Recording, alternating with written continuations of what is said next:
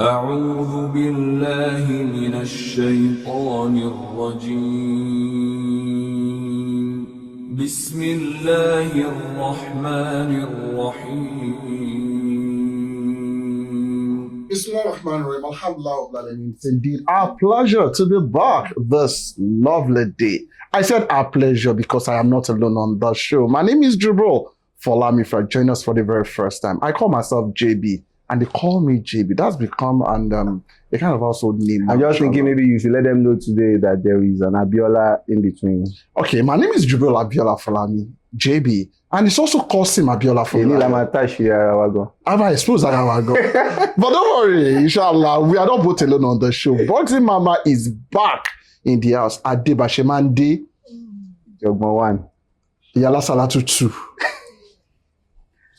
One top of Lenus, you could not say anything.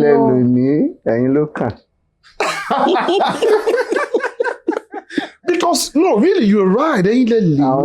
Because our guest today is somebody that I refer to as woman rights activist. Mm-hmm. And she's here to support you people. The motion that men are... that if you want a marriage to work, it's all about you people. Anyone that is not associating with our lessons, that person needs a crash course. Imam Qasim, Abu Hanifa, mind what you say. Because we are talking of, is it easy for someone to be saying the same thing repeatedly without contradictions? Oh, Daniel Ojuni. We are pleased to inform you today that we have, for formality's sake, we have Ajia. Rukoya Fashakin. Omolola Fashakin. Ajia. For those who are not familiar with that all formality, those names start playing, they don't know. So I wanted them deliberately to know that we are talking of Ajia Rukoya. I didn't say Rukaya. Omolola Fashakin, popularly known as Mewolaka.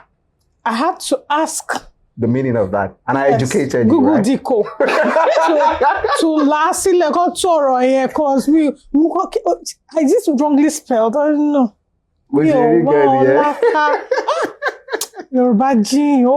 Deep, mashallah. It's a strong pleasure to have her in the midst. Assalamu alaikum warahmatullahi wabarakatuh. Don't mind them. They're intimidating you with the introduction, Abi. You're welcome to the show. Kill me. I intimidate you. I think photo. Intimidate her. All of you join together. She is an Amazon.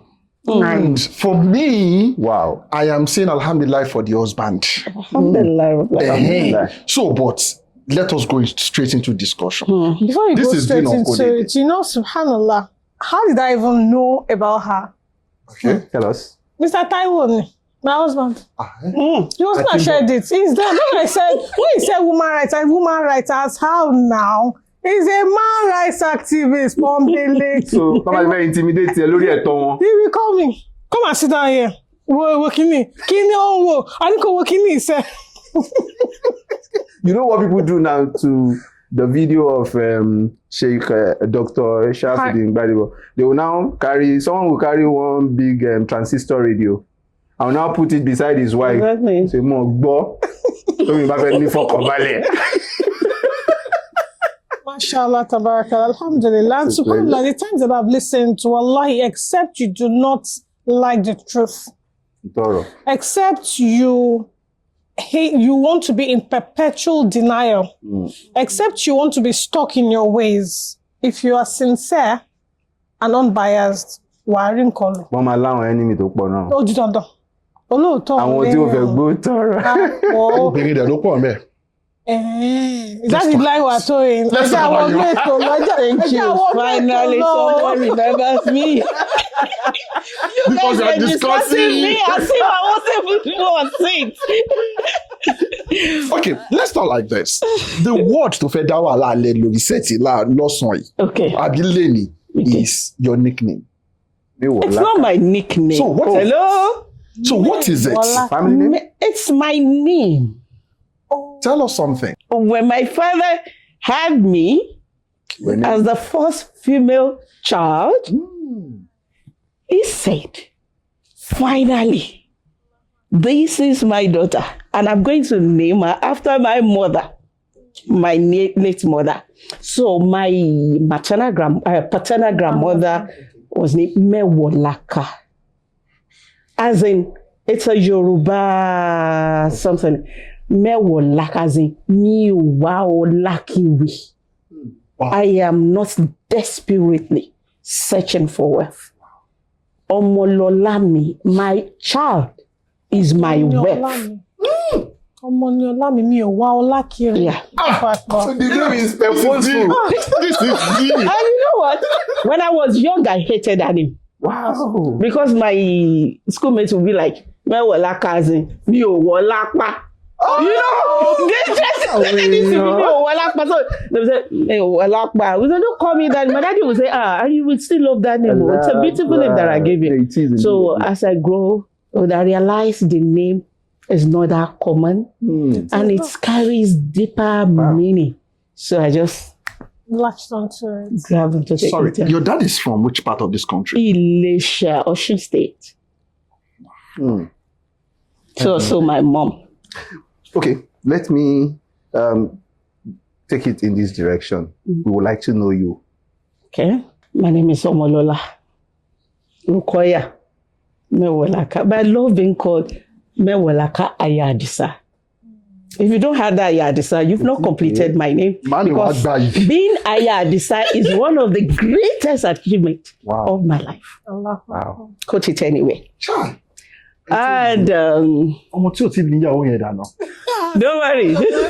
But which one is intimidating people? Is it No, Islamic? don't feel it. Is it Islamic to be intimidating? What is people? intimidating in that?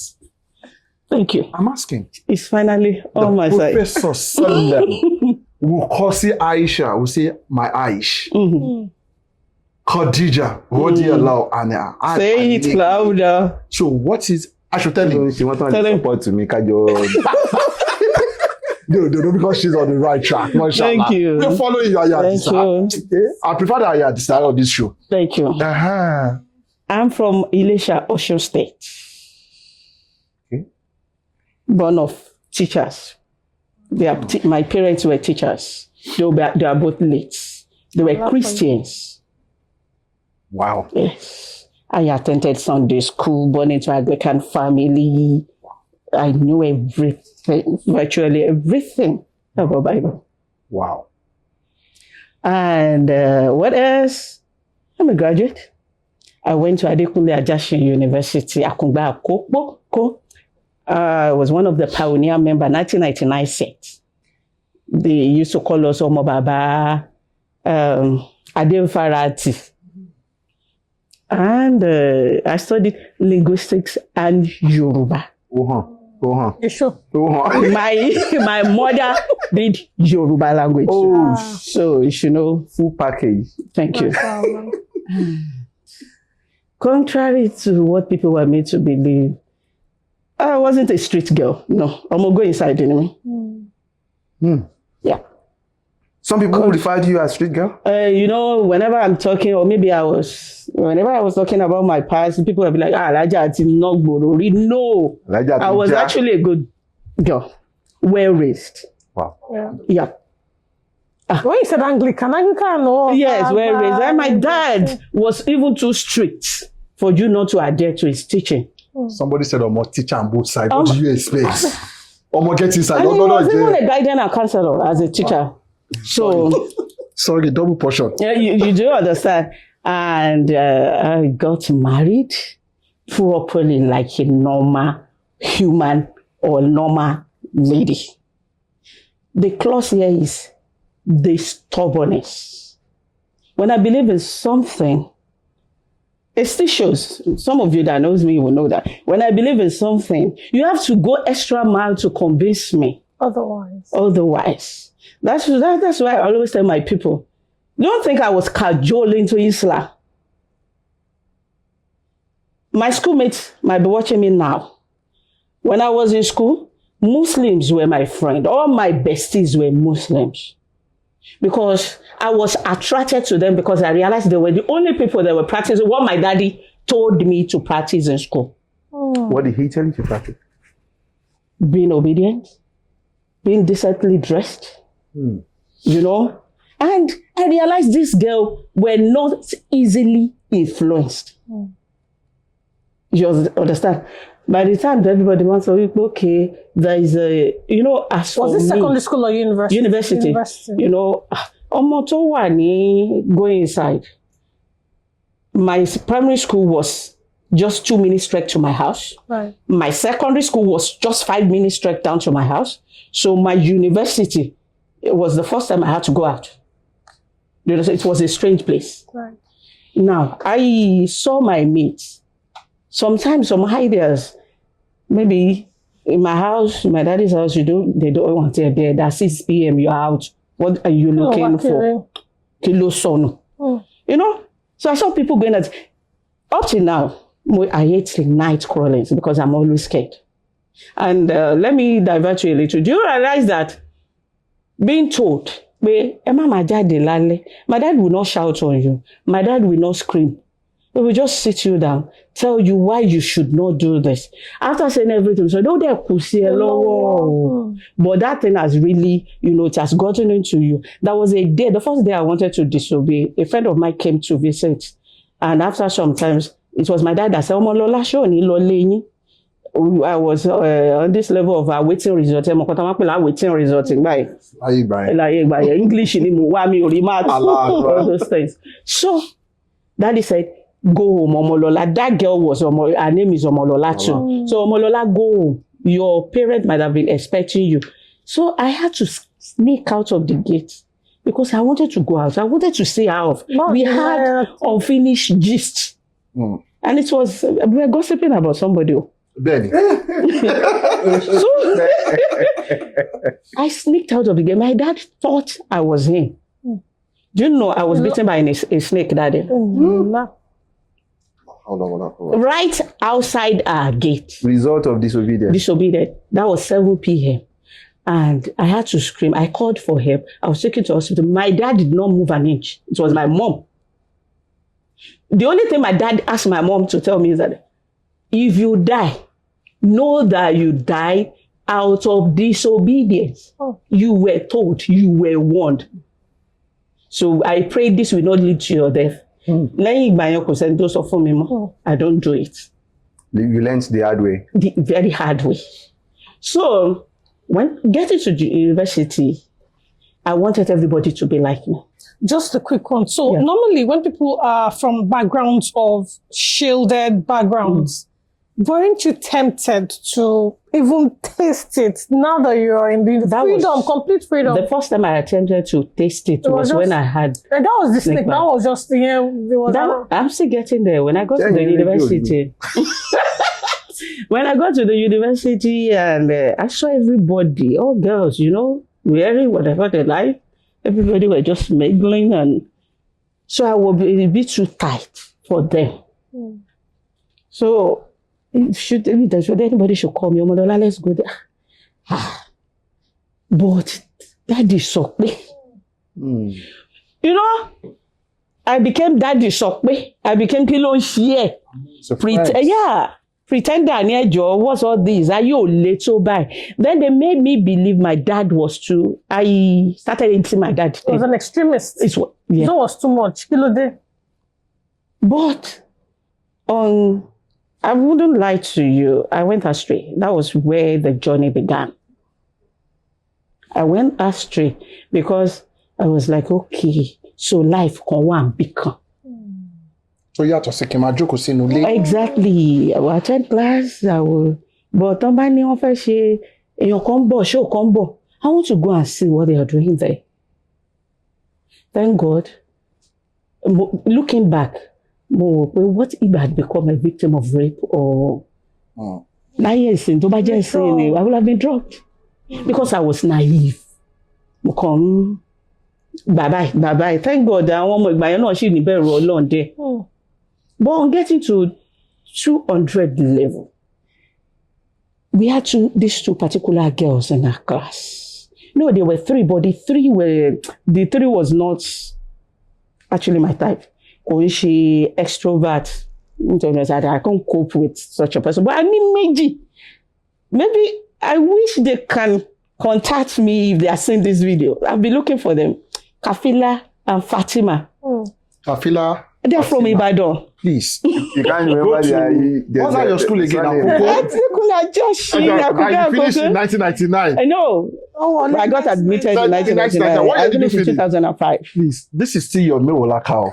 Omolola, they know me as Omolola. So if you're watching, please contact us. No, I want to see Fatima. I want to see Auntie Tawa, our elder sister. You know, they know how to balance it.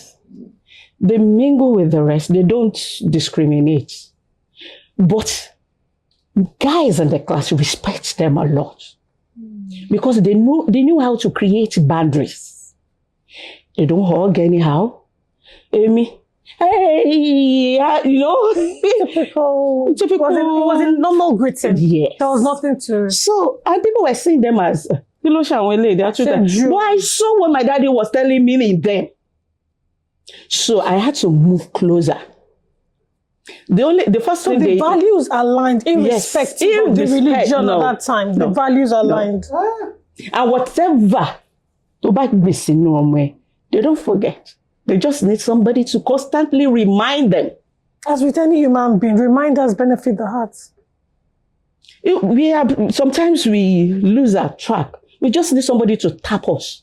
Come back here. You are losing it. So I saw it. Then I started feeling guilty. So I moved closer to them. Fatima was the first person to embrace me. And she introduced me to her elder sister. Auntie Tawa was in a computer science department. So she took me home. I started asking questions. You don't play with guys. I was the one telling them, it doesn't mean anything. So far, you don't have any bad intention. So far, you are decent. So far, you are not dating any one of them. So Fatima and Atita will now sit me down. They'll start telling me about Islam. Yes, we know that you meant no harm. You are not dating them. But this is what Islam said about the Rizah. Do you have anything to back it up?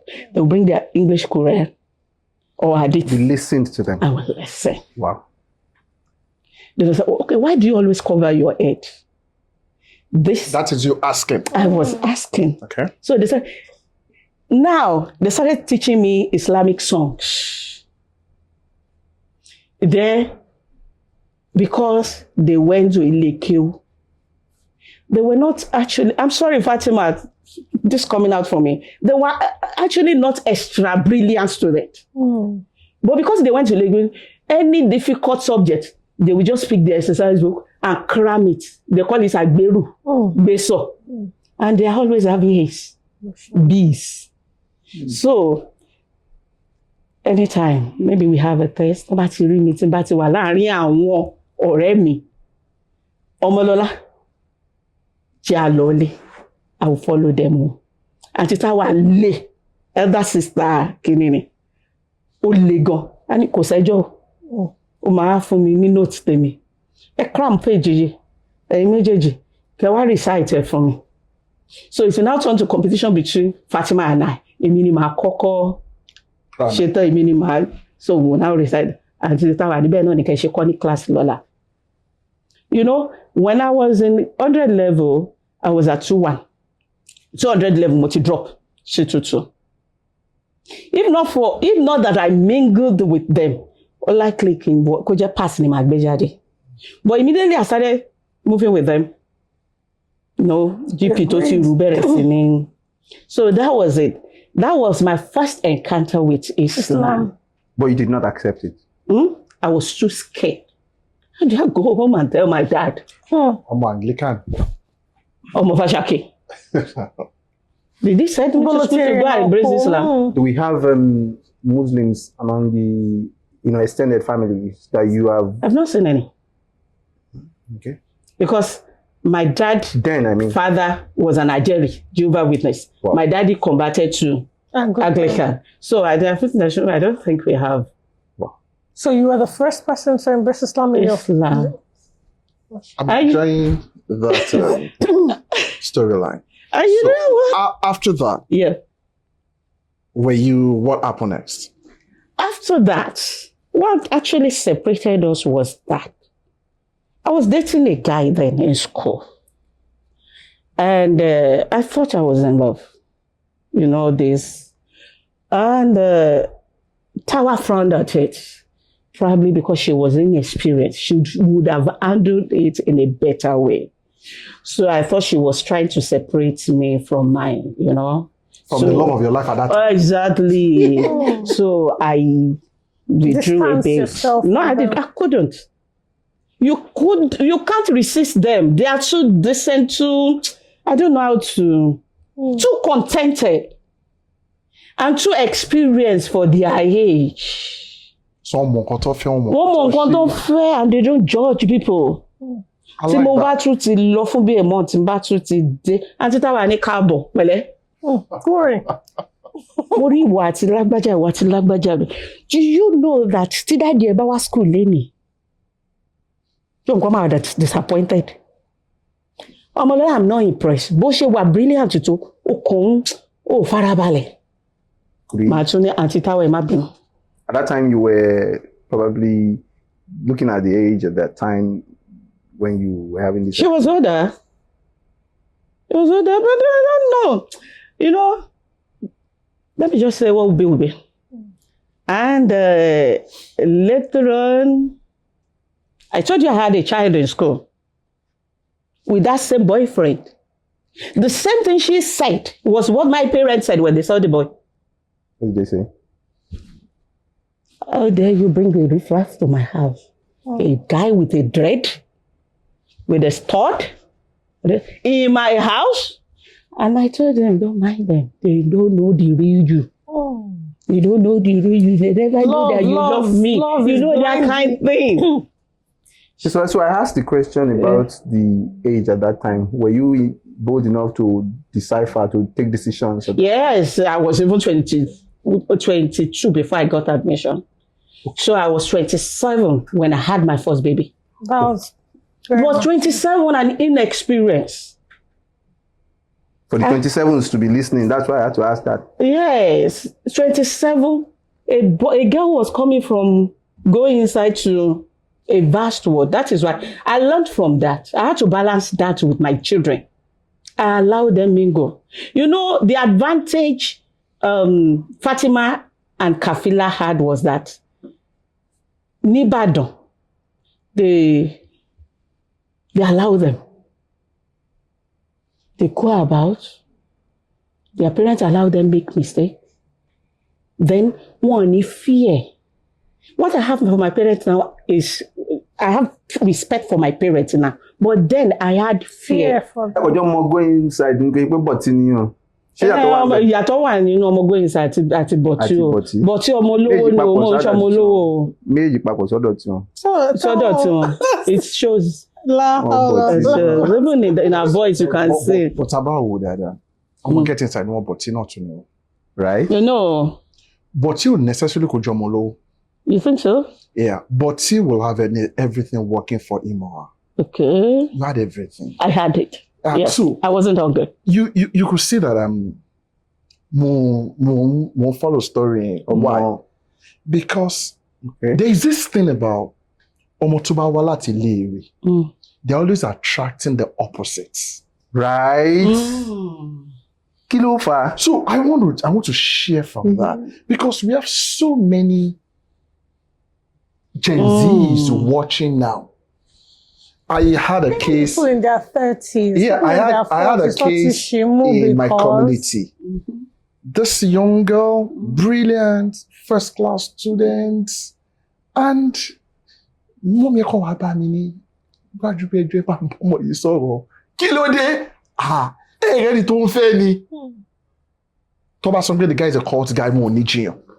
So why was it like? What attracted you to him? To the love of your life at that time? One thing about us, when we are restricted, that we experience about the world outside there, the first thing that will attract you are the ones that are misbehaving. You know, you Instead of you feeling like kilo de ton sheba, you feel like So ayé kan wà báyìí. and they are getting away with it. Nǹkan tó kọ́kọ́ máa catch attention ẹ̀. But daddy said, but mommy said, if I do this, I do that. This is what. But this one is doing, and people, he or she is loved. He or she is even more popular. Oh my man, do you know what that lady told me? The guy is protecting me. Exactly. Exactly what she told me. Exactly. That the guy is protecting me. They will have seen him as being brave, being courageous, daring. Exactly. Exactly. How easy was it having a child at that time? I regretted everything, every bit of it. Kí ni dem máa dùn tẹ́ bá sọ Yorùbá o? Mo regret every bit of it because one thing about it is, in fairness to him, he loved me in his own way, in the best way that he understands. Love Obia. He was protective. You dare not mess up with me. But in a violent way. Do you understand? And I was like, this one, he beat me because people, àwọn èèyàn mi, wọ́n lè join Ọmọlọ́lá àgbà yẹn, Mewolaka Aya. I was timid then. Tí máa sọ̀rọ̀ ẹnu mi máa máa gbọ́n. You better lè gbọ́ voice mi. You understand? I lacked the confidence then. Could it be those things they saw? Isn't that why these men prey on such girls? They see. Not pray. We are the one that are really attracted to them. Don't let us deceive them. They don't pray on us. So. Yes, when we see them, we are like islands in a wonderland. Shall we? I remember the day he took me to Bariga. Latibo. Latibo. Bariga take what you? No, wait. I want to understand. No. As you were saying. Are you serious? Ghetto. Mofo. I was like, one be, one day jambi. You know? I was like, if you see me telling my friends in school, my friends were like looking at me. But to me, I've not seen that before. I was saying Spirogera, it was thrilling you. You know, thank you. And you know what I interpreted it to be? He was himself. He showed me his vulnerability. Exactly. He took you to his base. Do you know the eye opener? The pregnancy. You know, sometimes we let our children know that she mistake. Irrespective of how what you guide. I told you my nature is once I'm convinced about something, you have to be extraordinarily brilliant to convince me. If you think you are going to instill fear in me, you are just wasting your time. If you think you are going to lie, I will find out. So you have to sit me down. Let's reason together. Let me ask questions. So by the time you know about true questions, say me, I won't be able to answer. And that is what my husband does with me. It doesn't impose his ideas. My Adisa, what Omolola?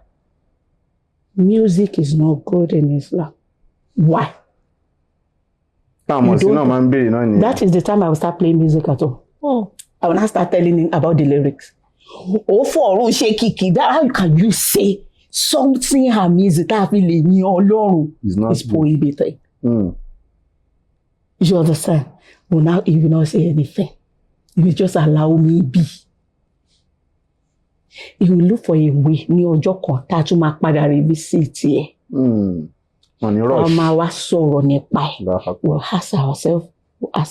We'll now compare it to the Bible knowledge that I had. Tẹ́mi náà bá ti wá rí pé. But sometimes I need running. But lọ́kàn mi mo ti mọ̀ pé. Don't get me. Do you understand? But also, that is what Islam said. To practice Islam, you must do it. You're just wasting your time because I will just convince myself I'm not practicing Islam for you. So they must practice Islam for Allah. So you are not the one to judge me. So I won't answer. That's my nature. So what happened was that I believe I was in love. Yeah, my parents. Tony, Konia, and he was an orphan. Konia Koni Baba. Ta ló fẹ́ wá tọrọ ọmọ? Ta la máa fẹjọ́ ẹ̀sùn? The news we are hearing about him, Kiniko Onijogbo, is Onijogbo. Let me use the word. Is a tough boy who grew on the streets, who learned to survive on the streets, that knew that nobody is coming to rescue. So, what do you expect? What do you expect? But mo wo wípé definition ọmọ burúkú ni olè, jìbìtì, irọ́, apàyàn. He wasn't doing all that. He wasn't doing. He was just trying to survive. So èmi ni mo tún pè wá. Tí mo bá lóyún, my parents will be too embarrassed not to hand me over to you. And they are too godly to take me for abortion. They're lóyún fún ẹ. Yeah. It was not a mistake. It wasn't. I was 27 when I had my first child. People at 27 make mistakes. It wasn't. At that time, So there was no because mistaken. he was a step ahead of me. Èmi wà ní 300 level. I won wọlé through direct entry, returning student. So it was about, and he was telling me, see, I got you kúrò ní school. You know, I won't be able to come to Ilesha to come and visit you. Your parents will arrest me. So this will be the end of our relationship. I was like, no, I won't lose you. Ìfẹ́ yìí lágbára o. I was stupid. Mo mọ̀ pé Adisa sì ń bọ̀ tó máa strong. If I had known, I decided wà l'Ákúrẹ́. Àkúrẹ́ mo dẹ̀ ti ń wọ mọ́tò lọ Àkúngbá. Adisa ò dẹ̀ wá wá yín báyìí. You can imagine. Adisa lágbára tó pọ̀. Ẹ jà fìyẹ́ lẹ̀. We are still coming. He's going to pay for it.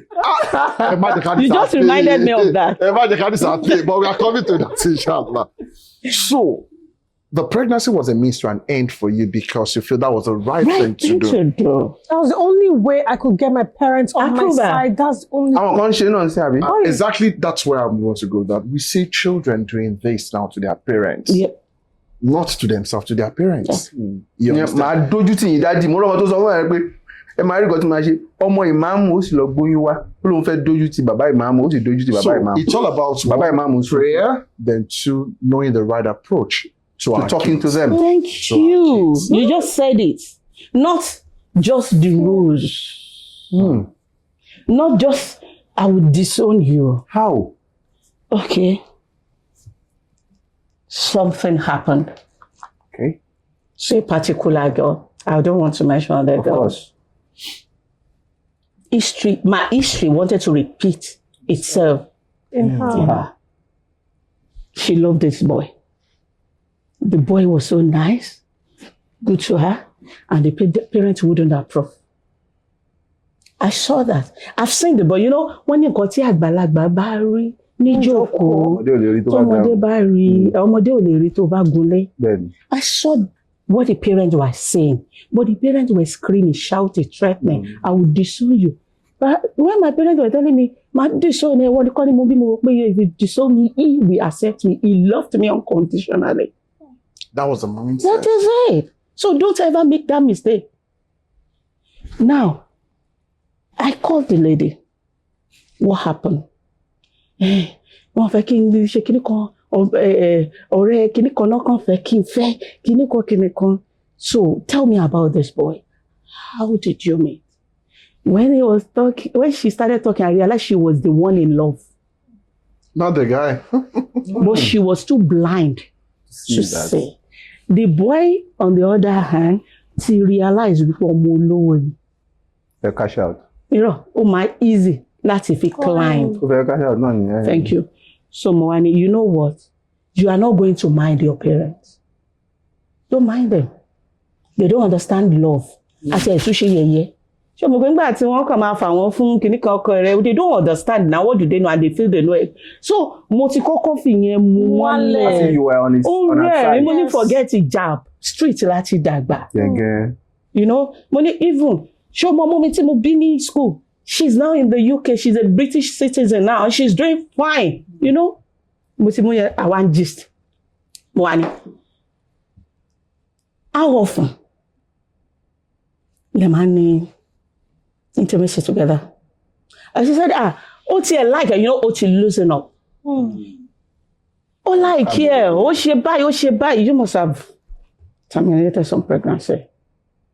Yes. Yes. How many? Like 2. Okay. Try. Tell him that you are pregnant. You are not going to terminate it. No. Okay. That your parent want to leave. Nílé. Bó fẹ́ move sọ́dọ̀ ẹ̀. Ó ní ó máa mú lọ sí hospital. Ó máa lọ ṣe test. Mo ní ó depend lórí bó bá ṣe gbé kalẹ̀. And orí bọ̀bọ̀ yẹn ní kìnìkan, you can move in with me, you can ṣe kìnìkan. Why ní ṣókò move ṣe bó ti ń bá gbé tẹ́lẹ̀? Why are you asking for 1 week on ilé yín, 1 week on ilé ẹni? Move ẹ̀. Bó máa ṣe bẹ́ẹ̀ nípò lóyún. Kò ju 2 weeks bọ̀bọ̀ yẹn kọ́kọ́ nà. When they were broke. Náà sì ń kọ́ tọ́ màjẹ́ ó ní kó lọ lé kó lọ gbóúnjẹ. Ó wá lóhùn lè délé.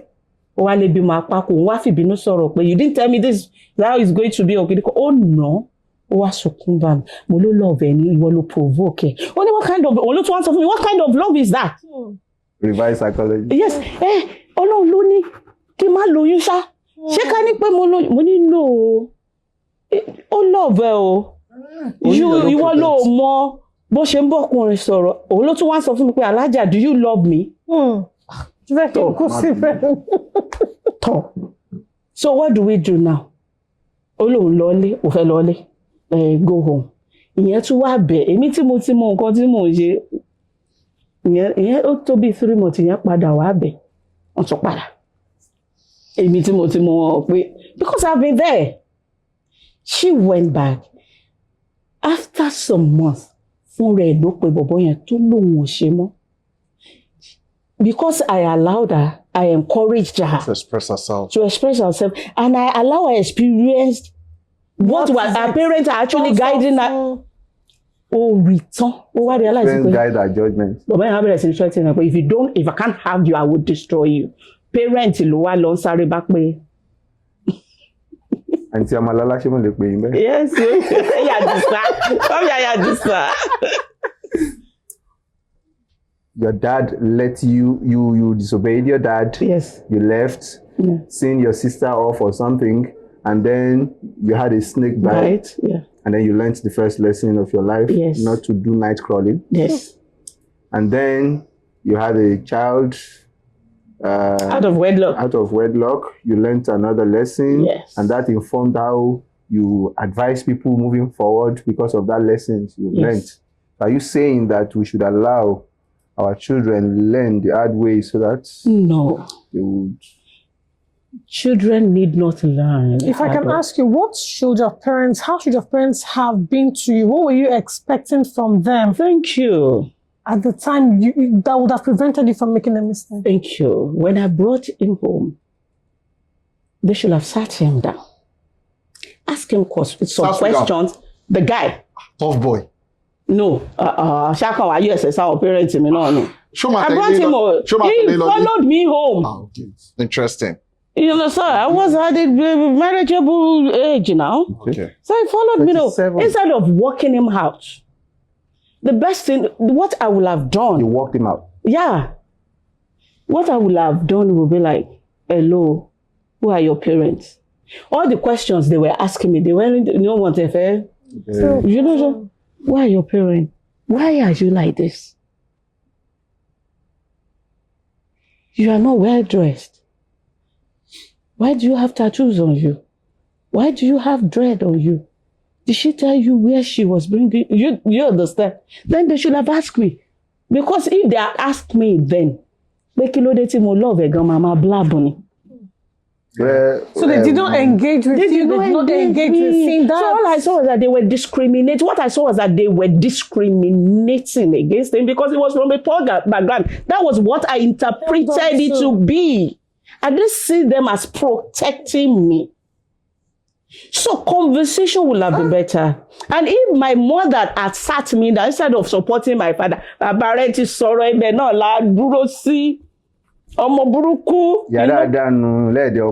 have called me inside. Ọmọlọ́lá, èmi ni mo bí ọ. You know, ní bí abiyamọ ṣe ń pè ọmọ. Jẹ́ ká wo bọ̀bọ́ yìí. Maybe ẹ fẹ́ràn rẹ o. That is what I would have done. I'm not saying he doesn't love you, and I know you love me. You love him. But jẹ́ ká wò. There was no conversation. There was no conversation. Okay, that was that. Oh, alhamdulillah, I mean, Aya Adisa. Yes. Yes, I prefer that. Mewolaka Aya Adisa. Aya Adisa, I don't trip AKA him. Mewolaka. Usasiko. But we want people to learn because we're really learning. Deen Uncoded is a platform where we don't just want people to laugh. We want them to take messages away. Lẹ́yìn ìgbà tí ẹ bímọ tán, was there a formal marriage between you and... Ṣé àwọn daddy padà accept your love at that point in time? No. No. So how was the experience? So it means that you raised the child. Fashaki. That's your dad, right? That's my dad. A principled man. No, Daddy Rabbi. He said he's late. We never got married. Contrary to what I planned. He knew I did it. That you got pregnant deliberately. Deliberately. He knew. I'm just a female version of my father. So he saw me clearly. He was angry. He was heartbroken. But he was still protecting me. Allah. Oh, not marrying him, not allowing you to marry him was still protecting you. Yeah. The first thing I did was I did not go home. I stayed back in school. And one thing I told her, I had to go home. So my mom saw it. Abiyamo. Ọmọlọ́lá, ó ti pa mí. It was really traumatic for her. And the first thing we did, Mommy, kò sí nǹkan náà àkọ́kọ́ lọ bọ́kọ ẹ̀. Lọ́lá ti dójú tì wá o. And Dad will not react immediately. He will just, when he's in shock, he will sit down and, what do you think? Later, maybe 24 hours later, he called me. What you doing? And you feel that is the best thing to fetch it. Fine. Èmi, a guide and a counselor. Mo ṣe rántí ọ̀rọ̀ yẹn just like yesterday. A guide and a counselor, a teacher, an elder in the church. I did not just raise you. I showed you the way of God. You departed from it. But God will still ask me, nípa ọmọ tó fún mi. I will still do my part. Don't think you can bring that boy to this house. Very assertive. Wow. And your mother dare not send anybody to me to beg me on his or her behalf. I will allow you stay here because this can lead to your death and I don't want you to die. You are still my daughter. But you just disappointed yourself, not me. Ká ní pé ẹ̀wọ̀n náà, ká ní pé ọ̀daràn náà ló ṣe, wọ́n ló máa ṣe ẹ̀wọ̀n èmi kọ́. So just remember, I raised you. I gave you everything. It's your fault, not my fault. Ọ̀rọ̀ yẹn wúwo lára mi. Because it's not the type that you will see tears lójú wọn. But my dad, I heard the tears in his voice. You felt it. I felt it. And Mommy was like, yeah, Kukuni, of blessed memory day, I was really, really taken care of. Even Auntie Nanta, I was dashing people that got pregnant like me out of wedlock things. So people actually thought I was married. But I think about it to be 5 months. I had to leave Ilesha.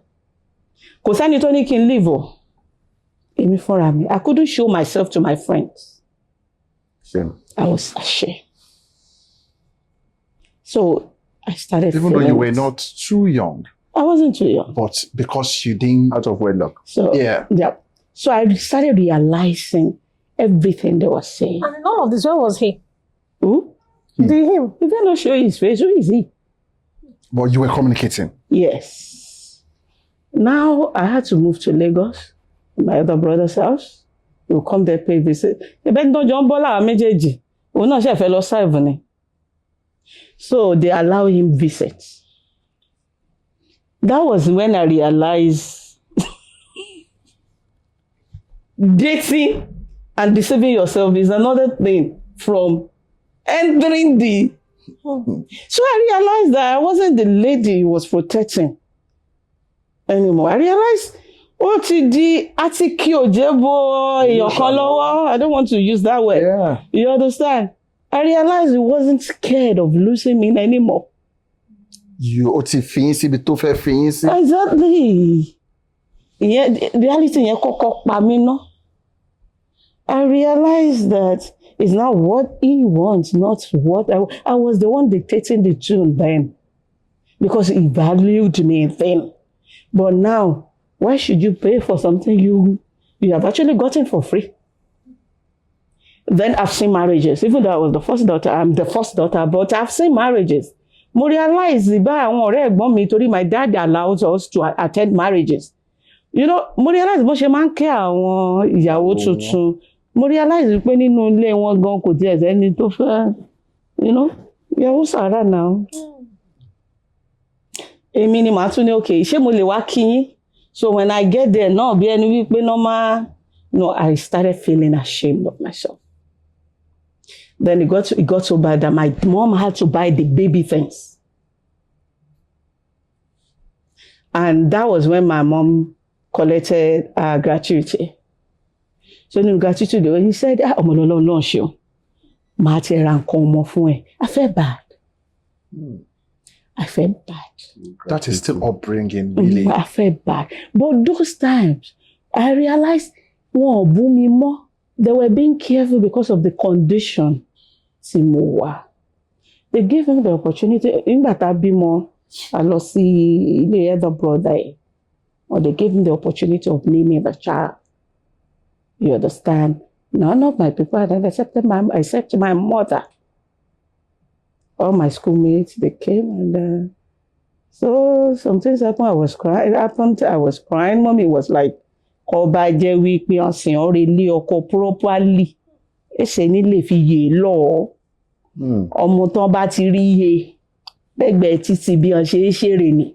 Simply put, if you have done the proper thing, they will not treat you this way. And, you know, immediately, I knew that I got it wrong. I knew I do not belong to that place. And secretly, I thanked my parents for not giving me a house. Because it would have been worse. So I returned to my other brother's house. It was in Ikorodu then. I stayed there and I was called for youth service. Okay. So my baby was 5 months and so weeks. My mom said, bring her. Okay. Go for your youth. So I left her only to see her 4 years later. Wow. 4 years. Let me now bust your bubble. Our parents loved us. That was why I wanted to start Moral Academy. Because there are some things you cannot only. Better can your experience. Benny. Learn from other people's experience.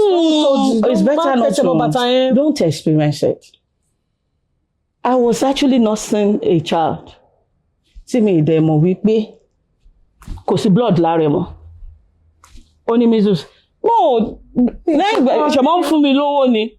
Mo dẹ̀ ń ra diaper, mo ń ra kíní, you know, but nobody, you know, it's not something my mother was proud of. Ká sọ wípé mo marry properly, you come from Omugo, or my sister-in-law would have come from Omugo. So when I now brought the baby home. Mommy, wọ́n ti post mi sí Katsina. He collected the baby. Wọ́n tí wọ́n ṣe gbé. Wọ́n ní, ha. Mo wá ní kí ló dé? Wọ́n ní kò sí. Wọ́n wá ní jẹun. Bí mo ṣe jẹun. Wọ́n wá ní ìgbà wo ló ń lọ.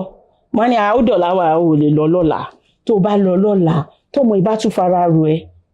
Kò ní fẹ́ dúró, ó máa sick. I never knew he was sending me away. Pé wàá tètè máa lọ. Mo wá wò pé, wọ́n gbọ́ mọ́lẹ̀. Mommy ní kò sí ṣe bí mi nìyẹn. So I cried. Wọ́n gbé pọ̀n. Mo wo ọmọ yẹn báyìí. Mo ní àbí kí n sì gbé lọ, motherly kìíní. Mo lọ. Wọ́n ṣe sinmi dé junction. Wọ́n mi dẹ̀ gba teaching hospital lọ straight. Ẹ bá mi wo ọmọ yìí. Something is wrong. And they were in hospital for a month and my mom never told me anything. On drip, everything, Tí n bá dẹ̀ ìgbà yẹn kíní ti wá wà. Kí náà pé àwọn nitel com àbí kíní tó máa ń wà lórí table phone. Okay, àwọn nitel báyìí. Telecom ni. No, not nitel ti wà. Nitel ti wà báyìí. Tó wà pẹ̀lú GSM tó jẹ́ wípé multilink. Okay, yeah. So whenever I call, mommy, báwo ni ọmọ mi? Ìbò ló ń jẹun yìí. Ó ló ń jẹun yìí. Kò tí ẹ̀ rántí ẹ mọ́. Màtí ó sì fídíò kan, mo mẹ́gbẹ́ sí fídíò kan kí n rí. Ìmọ̀ pọ̀ wà lọ́sítà. No, fídíò kan ti wà. GSM ti dé Iléṣà ìgbà yẹn ó ti ń lọ kiri, but mi ò tí lè afford one. So landline ẹ̀gbọ́n mi ni mo ṣì máa fi pè wọ́n.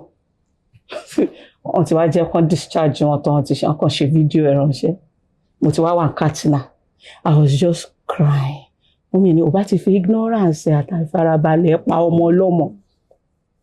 So those are the things. You realize too late that your parents, irrespective of how or no matter what they love you. So if you have the opportunity to have your parents guiding you, speak to them at the moment, what would you rather be telling them? I will apologize for what I made them go through. I will apologize. I still cry about that. And I went to Katsina. I became a good child there. 7. And fortunately, among the Muslims, Awusas, I started asking questions again. As usual. I told them about, I want them about me. Because I don't lie to people. I told them as I had a child, there was this woman, Malama Memuna. Yorùbá ni. Kí ni ṣe ọ́? Kí ló bọ́ débẹ̀? Kódà. Mo lé mi náà mọ̀. Kódà. Mo jẹ́ káwọn ará bí gbọ́. As in, táwọn Awúsá bá gbọ́ wọ́n mọ̀ wò pé so this is me. Tí mo ti dé ọ̀dọ̀ wọn. Far away from home, where nobody can ask me, why are you using Iborun? I've started using Iborun then. I wasn't using hijab. I saw as many Ankara. I was using. You were still a Christian then? Dressing like them because I admire the dressing because it covers. So they love me. So many of them were asking for my hand in marriage. I told them, I have a child at home. They will need me back out. Of course. Because have a child at home, talk about marriage, log have a child at home, she's a married woman, so they'll stay clear. So they will always, mo sọ fún wọn mọ́. Tí n bá wá sọ fún wọn. Tó bá padà mọ́ ńkọ́? Tó bá wá fẹ́ mi, marriage based on this it. No. My parents raised me better. So I was so dedicated that after my service, my principal called me to stay back. I can be teaching phonics. Ní Katsina. I wasn't proud to go back home. My younger sister was doing better. She had a fiancé. Oh, you had a younger sister? Yeah. Okay. She had a fiancé. My parents now the consolation that Omola broke her heart, So I wasn't proud to go. I quickly grabbed it. So I just had to call home. Mo ti gbaṣẹ́ o, daddy ni ha. Gbaṣẹ́ bí ibo nílé Hausa. Mo ní because I cannot lie. Though I don't like the way they handle it, probably because all eyes were on me. The strength tí àwọn ẹ̀gbọ́n mi àtàwọn parents mi fi love me. The strength yẹn náà no fi show pé you disappoint. Break out. So everything ọ̀rọ̀ mi gan irritate wọn. So it switched them. So coming back home is, kò tí wá di pé gan lọ́dọ̀ àwọn ìyàwó ilé, they know they can talk to you and get away with it. They can address you anyhow and get away with it. That kind of. So I was nothing to come back home. And I realized my baby now says, my parents ask. Their parents. Daddy, me, mommy, me. That is what they call them. And they love her so much. So I just had to stay back. Don't come and mess up that already set up. I just had to stay back. And I thought for like 2 years, though Mama Wale, but Timba Wale, Timba lo a week in Uleno ni Marti Lumo ni butter. And they maybe rejected me. What do you expect? Omolola lo ma pe me. The mother will be like, oh, my Tibajeju, making it go. I was like, okay. You understand? Mama show mommy. I realized the world has moved on without me. So it was traumatic for me. I was sad.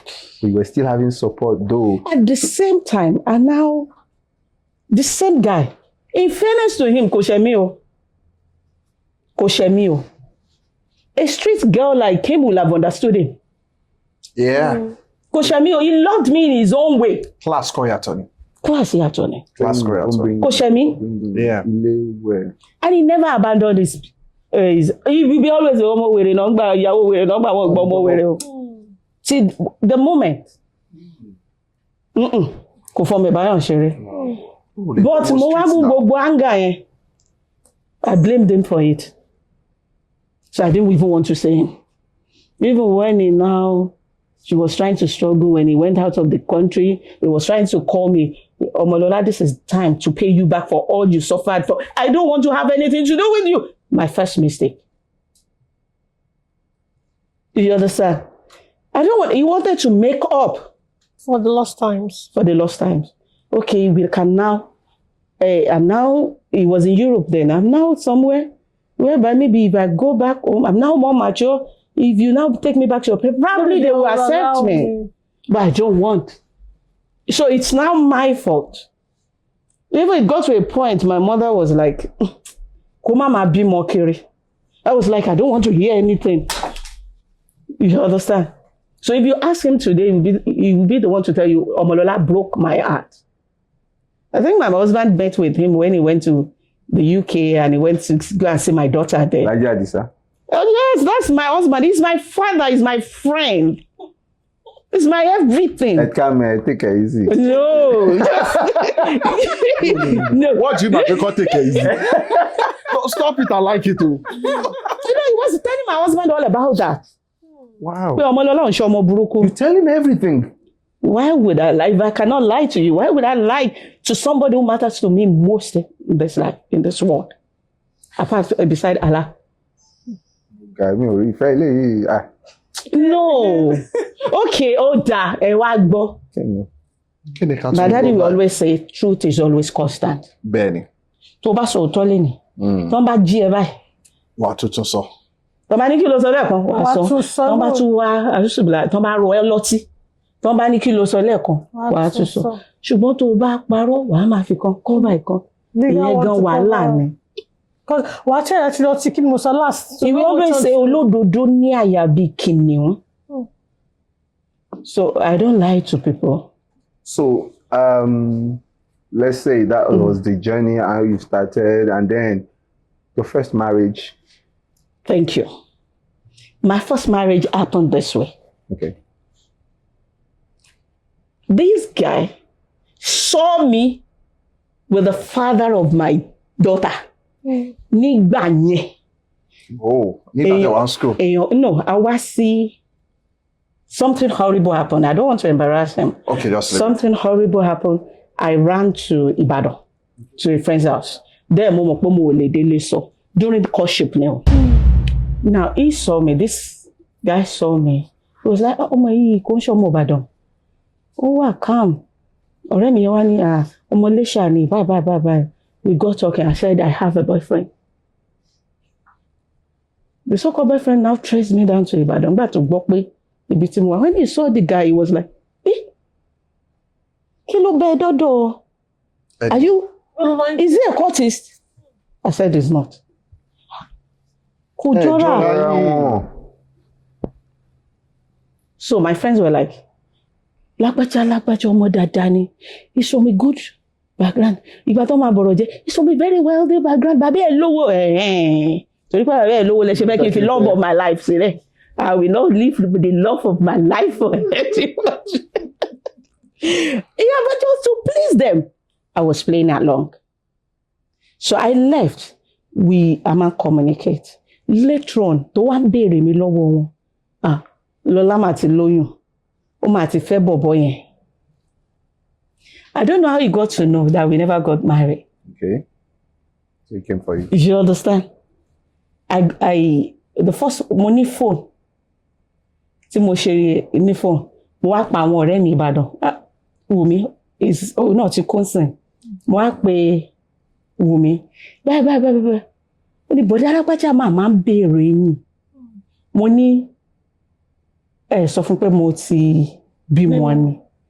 Ó wá ní wọ́n sọ pé ọmọ bíbí òun ṣàrùn. Ó ní ẹ pè wọ́n. Ìgbà yẹn mo dẹ̀ wálé ni. Mo padà sí Katsina. Kí n pè wá send number. Tẹ́mi ṣe pé hello Ọmọlọ́lá. Mo ní báwo ló ṣe bò ní mo dá voice ẹ̀ mọ̀. We got talking. Ibo ló wà? Mo wà ní kinní kan. Ó ní ló ti bímọ. Mo ní yà. Ọmọ ẹ̀ ń kọ́ wọ́n wà lọ́dọ̀ parent mi. Ó fẹ́ bọ̀bọ̀ yẹn ní kò sí parent torí ẹ̀ máa pé náà tó máa jẹ́ kó. He said so. Mo wá ní okay. Later on, ìgbà tí mo dé Katsina phone ti wà. He kept visiting. And if from a Muslim background. Ìbàdàn to Katsina. It's from a Muslim background. When he can't call me. Ọjọ́ yẹn, excuse wo ló fi wá mo ní ata ọlọ́wọ́. Tó máa fọwọ́ lọ mo ló wù mí jẹ kò dẹ̀ sí ọlọ́ ní Katsina. He bought it all the way from Ìbàdàn. Another lover. So when I said, and I asked him, what did you want from me? Okay. And I said, I want to marry you. Mo ní mo mà ti bímọ. Exactly what he said. Mo ní àwọn àbúrò ẹ̀ kan dẹ̀ mọ̀ mí gbà yẹn. Mo ní ó ní look. Ṣe ọmọ burúkú. You are just a victim of circumstances. Àìmọye ẹgbẹ́ tó ti máa ní tán ti máa ṣẹ́ dànù. Ó ní there's no problem. Ó dà. Ìwọ fún rẹ mi láyà ẹ̀. Ìwọ fún rẹ ló máa lọ Iléṣà. Máa lọ sọ fún dádì pé ó fẹ́ fẹ́ mi. Mo rẹ̀ kan dání. Mo ò lẹ́nu tí mo fi máa dúró níwájú dáàdì mi pé mo tún fẹ́ lọ́kọ. Muslim dẹ̀ ló jẹ́. Muslim. Ó yẹ káwọn onífíìmù gan ya fíìmù kan ti ya iṣẹ́. From Ìjẹ̀bú tí Ìjẹ̀ṣà tún like tó bẹ̀rù jù. Ìjẹ̀ṣà. Ẹ má sọ tó máa sọ. Don't go there. Allahu Akbar. Ó ní mo ṣe sọ wípé kí ọmọ má máa bẹ̀rù jù kò dáa. He went. Ó kọ́kọ́ ra bicycle piano lọ ra fún baby mi náà. Okay. So ó ní wọ́n wá ní ta nìyẹn ó lè mi lọ rẹ lọ́lá. Okay. Ó dẹ̀ lọ. Daddy ò sọ̀rọ̀. That's my dad for you. Ọ̀rẹ́ lọ́lá. The following month ó tún wá òun náà bẹ̀rù. Because he's from a very good background. Okay. Òun náà ó fi bàbẹ́ ó fi wé bàbẹ́. So kọ́ ó sọ̀rọ̀ òun láìkí lọ́lá. Daddy ní ṣó sọ fún ẹ. Mo ti bímọ. ọmọ ẹ̀ wà ń bí o ọmọ ẹ̀ ló wá ra tọ́ ìfún ó sọ fún mi ó ṣe wá jẹ́ single mother ló fẹ́ fẹ́ ṣé o ní problem ni. Bàbá Fáṣákí. Daddy because tó bá jẹ́ mi ni mo bí ẹ̀. Mi ní pé kó lọ fẹ́ single mother. Do you have any personal problem? Nobody rárá Daddy mo mọ Ọmọlọ́lá òun ló tún wá ń convince Daddy mi about my character. Daddy ni so interesting you are telling me about my daughter. Daddy wá sọ fún mi pé you are the one saying all this o. No ni wá yé ẹnu padà lọ́la. Nobody force her on you o. Okay. Ọba ibo ló ti wá. From what I can see, ó dárúkọ súnà ẹ̀. From what I can see, you're a Muslim, okay. The next time, Daddy kan gbé fóònù ni. Ọmọlọ́lá. Ó tọ́jọ́ mẹ́ta tán ti pè mí tán bẹ́ẹ̀ yẹn. Mo ní sir, a very responsible young man came here. Wow. To me, he appears responsible. And he's very sincere. Those were his words. Yeah. Wow. Minister.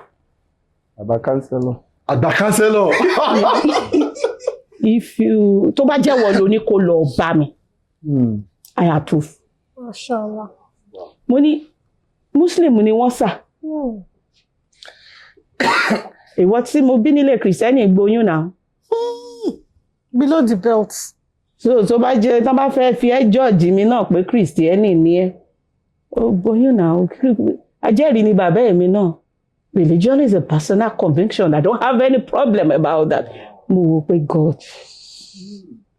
Why haven't I been communicating? Because you've never saw that. That was the first time tí ma wojú dájú tí ma bá dájú mi ní proper conversation. It's always I have spoken. Okay, sir. Mo wá lè wọnú yàrá kí n lọ máa ké. That was the time tí mo wò pé I will never be timid again.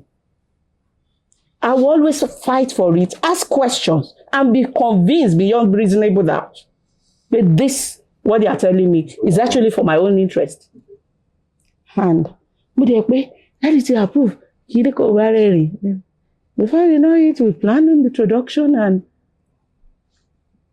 àwọn aláàfáà gan ló wá náà gbé wa tán wé la bàbá ẹ̀ gan lé ìwé kìíní wá sílé wa. And we did it. How old was your daughter at the time? 4. We did it, and after some months we did well, but my dad said he's not going to church. When I wanted to introduce, I wanted to be like, hey, she white wedding, Daddy. They said, no, you lost it. That white means purity. I won't deceive God because of you. She will fellow church, you fellow babe. No, go to registry. And we did it. It was a big, attended by 7 kings. The late Oluwo was my boss, father-in-law bosom friend. We have the likes of Senator Lanley and everybody there. It was a big wedding, and my friends were like, Lord, don't you tell me, Lola Taroko ti tán fún.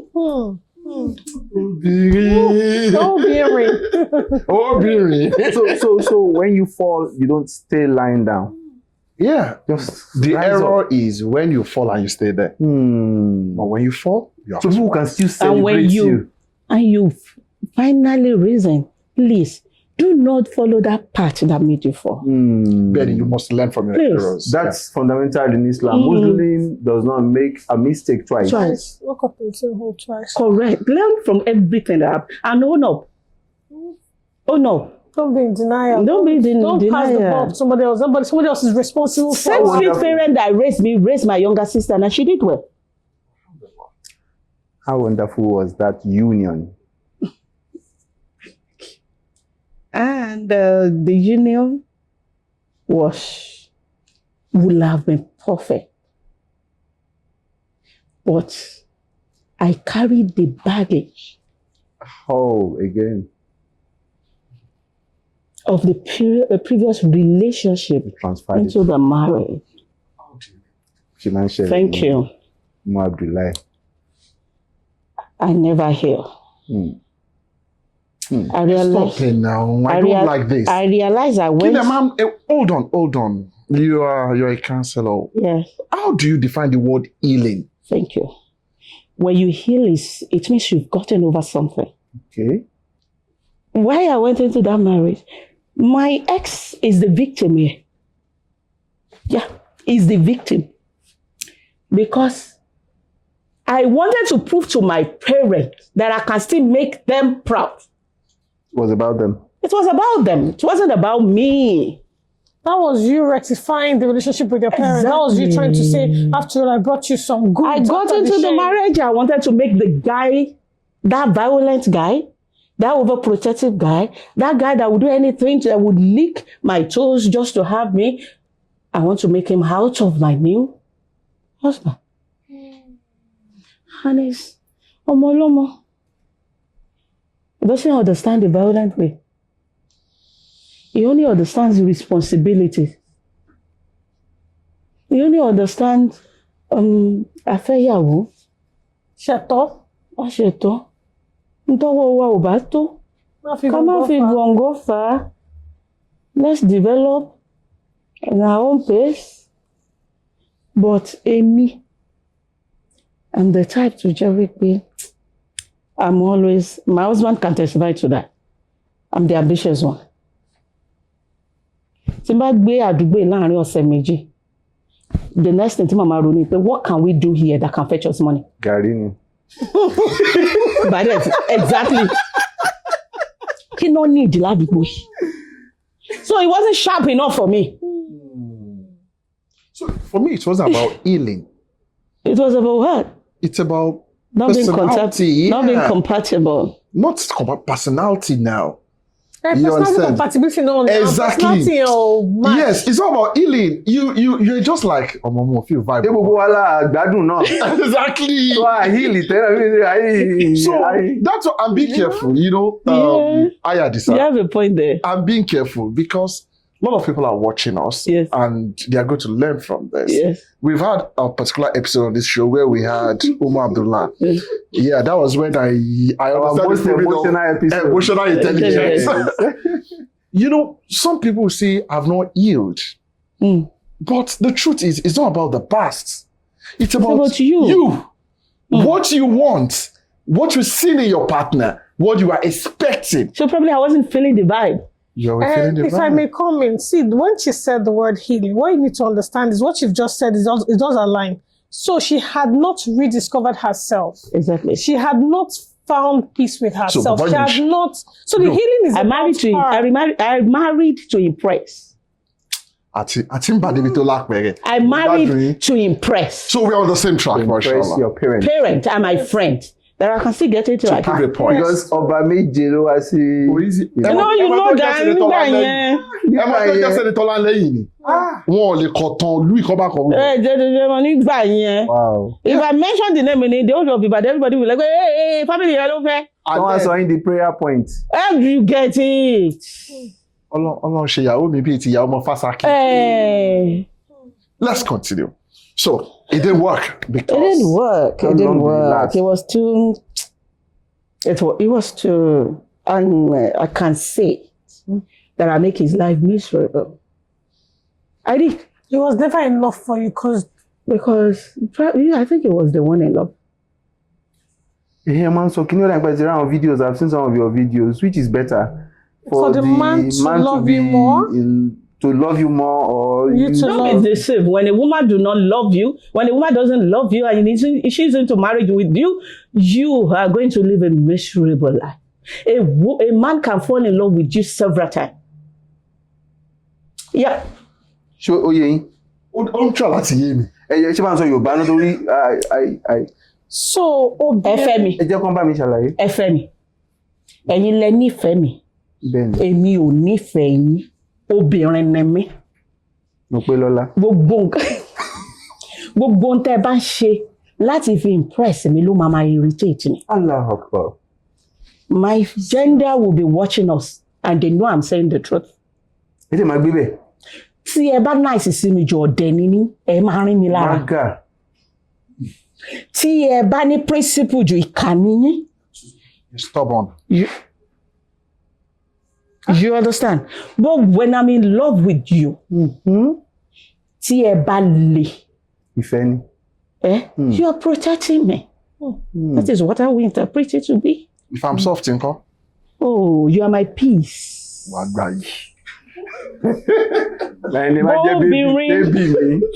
That is why matchmaking will work for men than women. Ọkùnrin, tẹ́ bá fẹ́ yàwó, kẹ́ má really feel vibe yẹn. Tẹ́ bá ti fẹ́ wọn wọlé, tó bá fún yín ní nǹkan tẹ́ fẹ́, respect, submission, ìfọkànbalẹ̀. A time will come, tẹ́ máa jókòó, tẹ́ máa wò pé kí ni mo tún fẹ́ yọ. You're very apt. You guys are always logical in your reasoning. Thank you. Our emotion, okay, you said something. You said I did not feel him.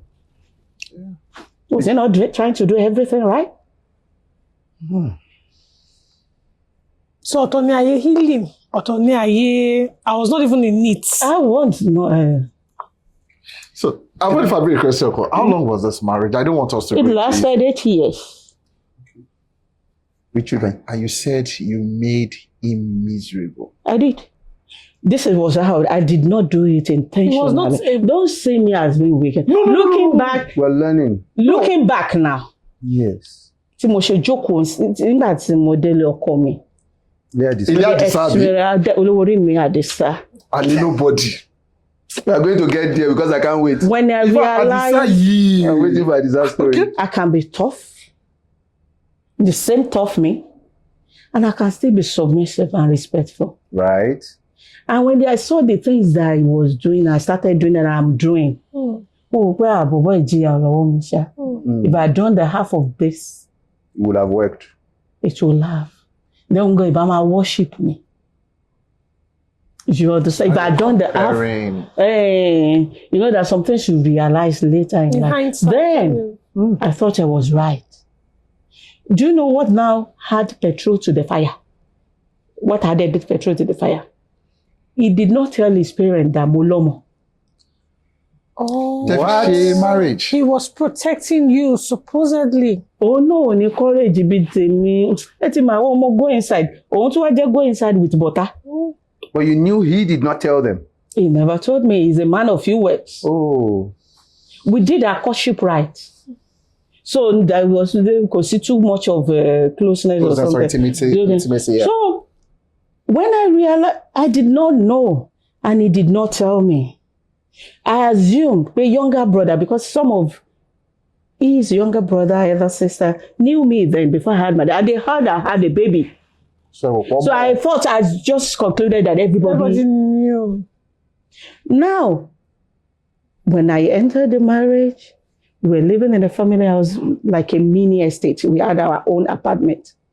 Based on my upbringing, I realized it was wrong. And what he told me was that just for a few months, I'm Agbali. So that was what really started the Wala. Yes, we have everything. There's AC, there's everything. But I don't feel like when we marry, would have a boyfriend to work a girlfriend. All this thing is set for us. A room me, that's a remote, a room me, stove, you know? I was on his neck. He did not tell me, they only go out of that compound under their, except when the father over give permission. They are that obedient. There are some families like that. Yeah. There are some families like that. They are that obedient. There are some families like that. The grandparents, the father, they will build estates and everything. All the guys were married into the house, into the estates. Then, mo dé láti Katsina. Mo lọ wá ṣe nursery and primary school. I was teaching at Sunshine International School in Ibadan báyìí. Mo ní mo fẹ́ máa ṣiṣẹ́. It was like, kí ló tún fẹ́? Mo ṣe ní ṣiṣẹ́. Other wives, other siblings were comfortable with that. I wasn't comfortable with that. It's not the money for you. It's not the money. And my dad will not hear of it. Ìgbà tó bá tẹ̀ sí délé lára wí tẹlifíṣàn lórí mi wò nílé rẹ̀. Ọmọ màmá mọ̀ọ́kẹ́ ni. Ọkẹ́ máa sọ̀rọ̀ nínú ilé. Àwọn sọ̀rọ̀ à ń sọ̀rọ̀ owó jẹ́ káwọn tó mọ àwọn ẹ̀gbọ́n mi máa ń ṣe yẹ̀yẹ́ yẹn. Àwọn tó mọ bó ṣe ń ṣiṣẹ́ owó jẹ́ kán sọ̀rọ̀, you know. So I was that. Is she not doing too much? I still love. Compatibility alignment. Yeah, is she not doing too much? And these conversations did not happen then before I wasn't the gentle marriage. with it. I could have like sat in there I want to do this. I was like, this is what I want. We wouldn't work with any man. With your experience, don't you think age is one of the things? I was about 30 then. No. No matter. I was too hungry. I was angry. I was angry. I should have been submissive. I was angry. So it wasn't about the But age. it wasn't. I was angry. I was angry because I wasn't fair to him. He couldn't say Jack before I would say Robin, you know. So it's not a violent that he withdrew into his shell. You understand? There is strength to contain me only. He knows how to keep malice. To ba fe pa mi ba mi yodi. Baba mi sọ̀rọ̀ nínú ilé. I can lose my mind. So jẹ́ ká something ká jà ká dẹ̀ parí. So he took solace in that. And èmi náà wá private school. Ni mo ti ń pursue career. Do you know I would stay back in hostel for a week. I wouldn't go home with my baby. Then I had a boy. Tí bá ti ní, provider sọ wípé ta ló fẹ́ ṣe extra hour tó máa dúró táwọn ọmọ hostel mo dẹ̀ sọ wípé màá ṣe á ní sọ okay. Ó kúkú mọ̀ pé tóun bá sọ. Otherwise, you won't listen. So, Akọni, please. Jọ gbé kíní dání o torí ẹni tó máa tọ́jú ẹ̀, you know. He knew I was clean. He knew I wouldn't cheat on him. He knew where I was. He got to a point. Professor in school me. Probably he will be listening to me. Auntie Taiwo, ó tẹ̀lé mi lọ lé ó lọ bá èmi ni mo sì ìyàwó yẹn no problem. Can I say that gentlemen tend to suffer from women in recent times a lot? No, gentlemen do not suffer. Men who marry the wrong woman will suffer. Okay, better put. Any man tó bá fẹ́ obìnrin tí ò love. Because I heard that some women. My husband is a gentleman. Okay. Adisa is a gentleman. That's it. That talking to him on phone. My husband is a gentleman. Being a gentleman does not make you suffer. I'm but the reason I had to ask because we have to bring inferences from these experiences you're sharing. That some people would say, oh, be cool, let me try you. You will lose her eventually. Because of that, woman then try you and to ma but o try here torí pé ó mọ̀ wí pé ọkọ òun tutù bí ex yẹn pé ó tutù pé ìfẹ́ wà lẹ. Tó bá kó nà mí time yẹn náà ni mo fẹ́. Nínà tí ẹ̀kọ́. Nínà tí ẹ̀kọ́. Ní time yẹn gan. Kó nà mí. Ó bínú délẹ̀ yẹn gan. Kó nà mí ni mo fẹ́ tó máa lọ sọ lé kó nà mí. And my dad will not hear of it. Do you understand? Kó nà mí náà ni mo fẹ́. Being a gentleman does not have anything to do with being suffer. Once you marry a woman who does not love you, you've gotten it wrong. Okay. Well answered. Ọlọ́run wa máa fún àwọn ìyàwó wa nífẹ̀ẹ́ láti nífẹ̀ẹ́ wa. Right, so this is you 8 years here. Now the parents know of your child, and was that a trigger? It was actually a trigger because after the marriage, I had a boy. Yes. And everything was going as I said. And whenever I go home and I see my daughter, just spoiled child, you know, grandma and grandpa stuff. So I decided to cajole them. But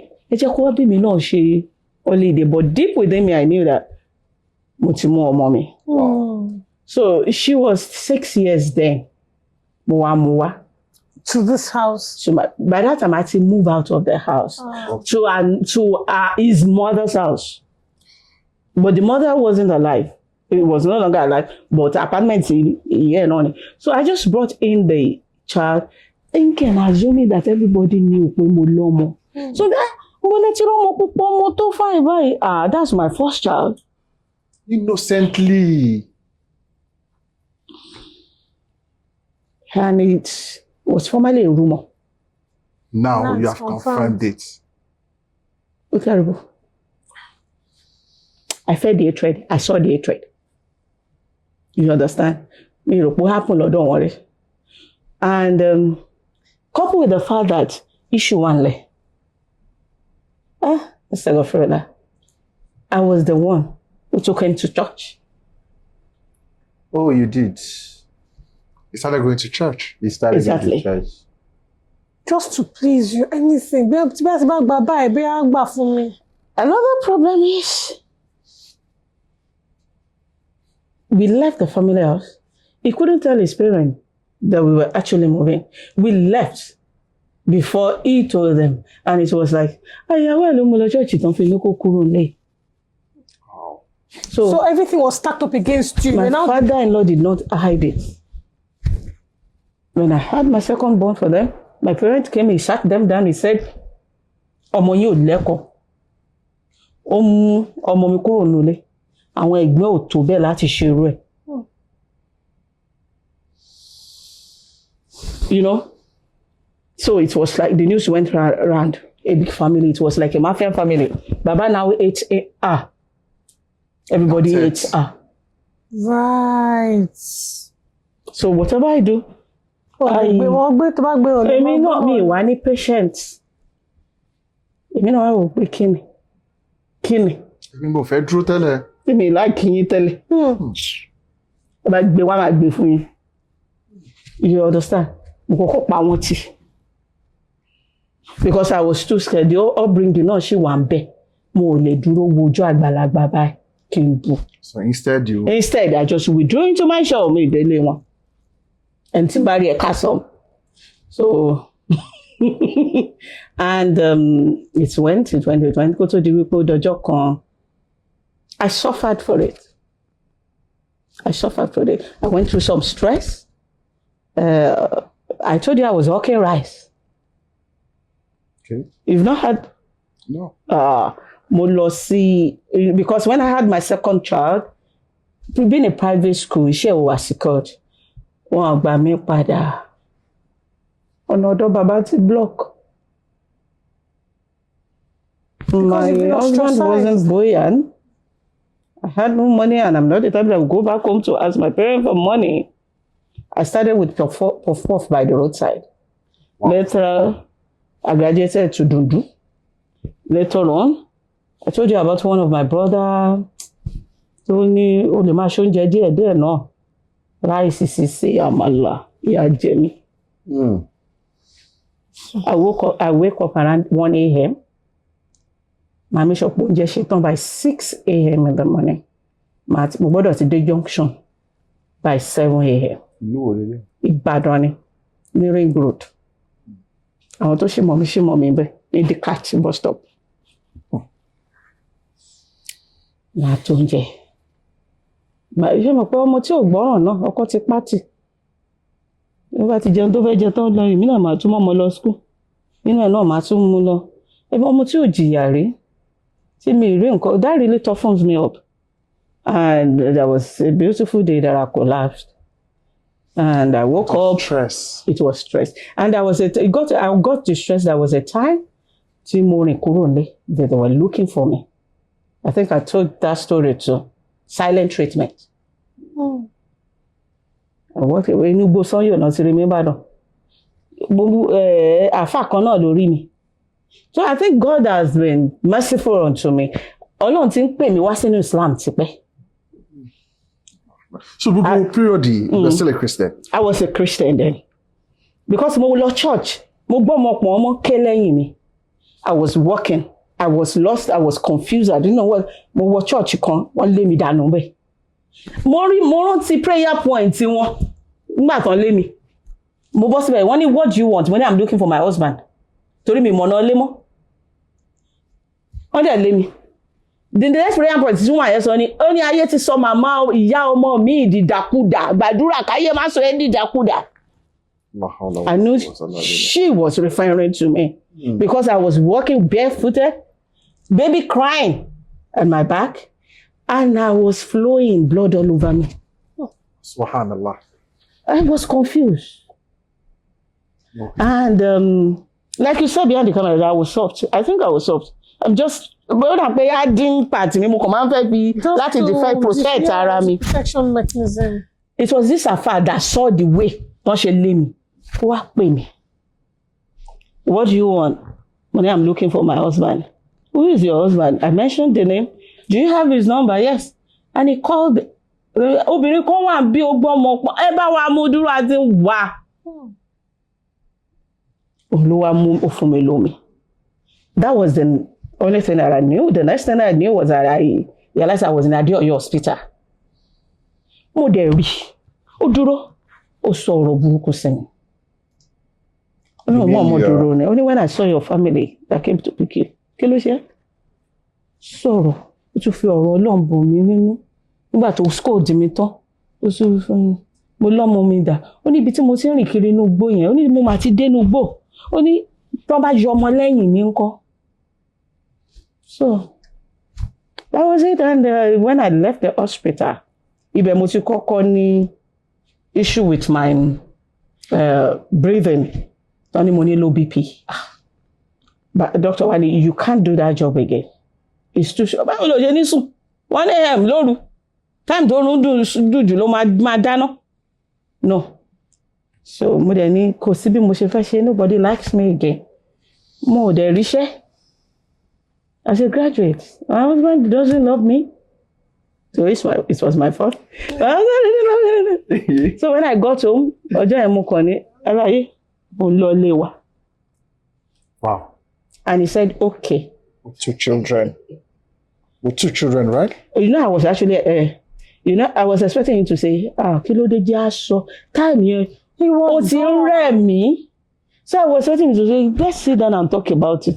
But then, okay. Mo ti máyé ẹ̀gbó náà.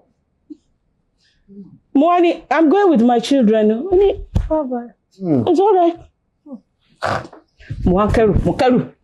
Expecting him to drag it with me. Ọmọ, ó tún rán mi létí pé ó ti mèlé.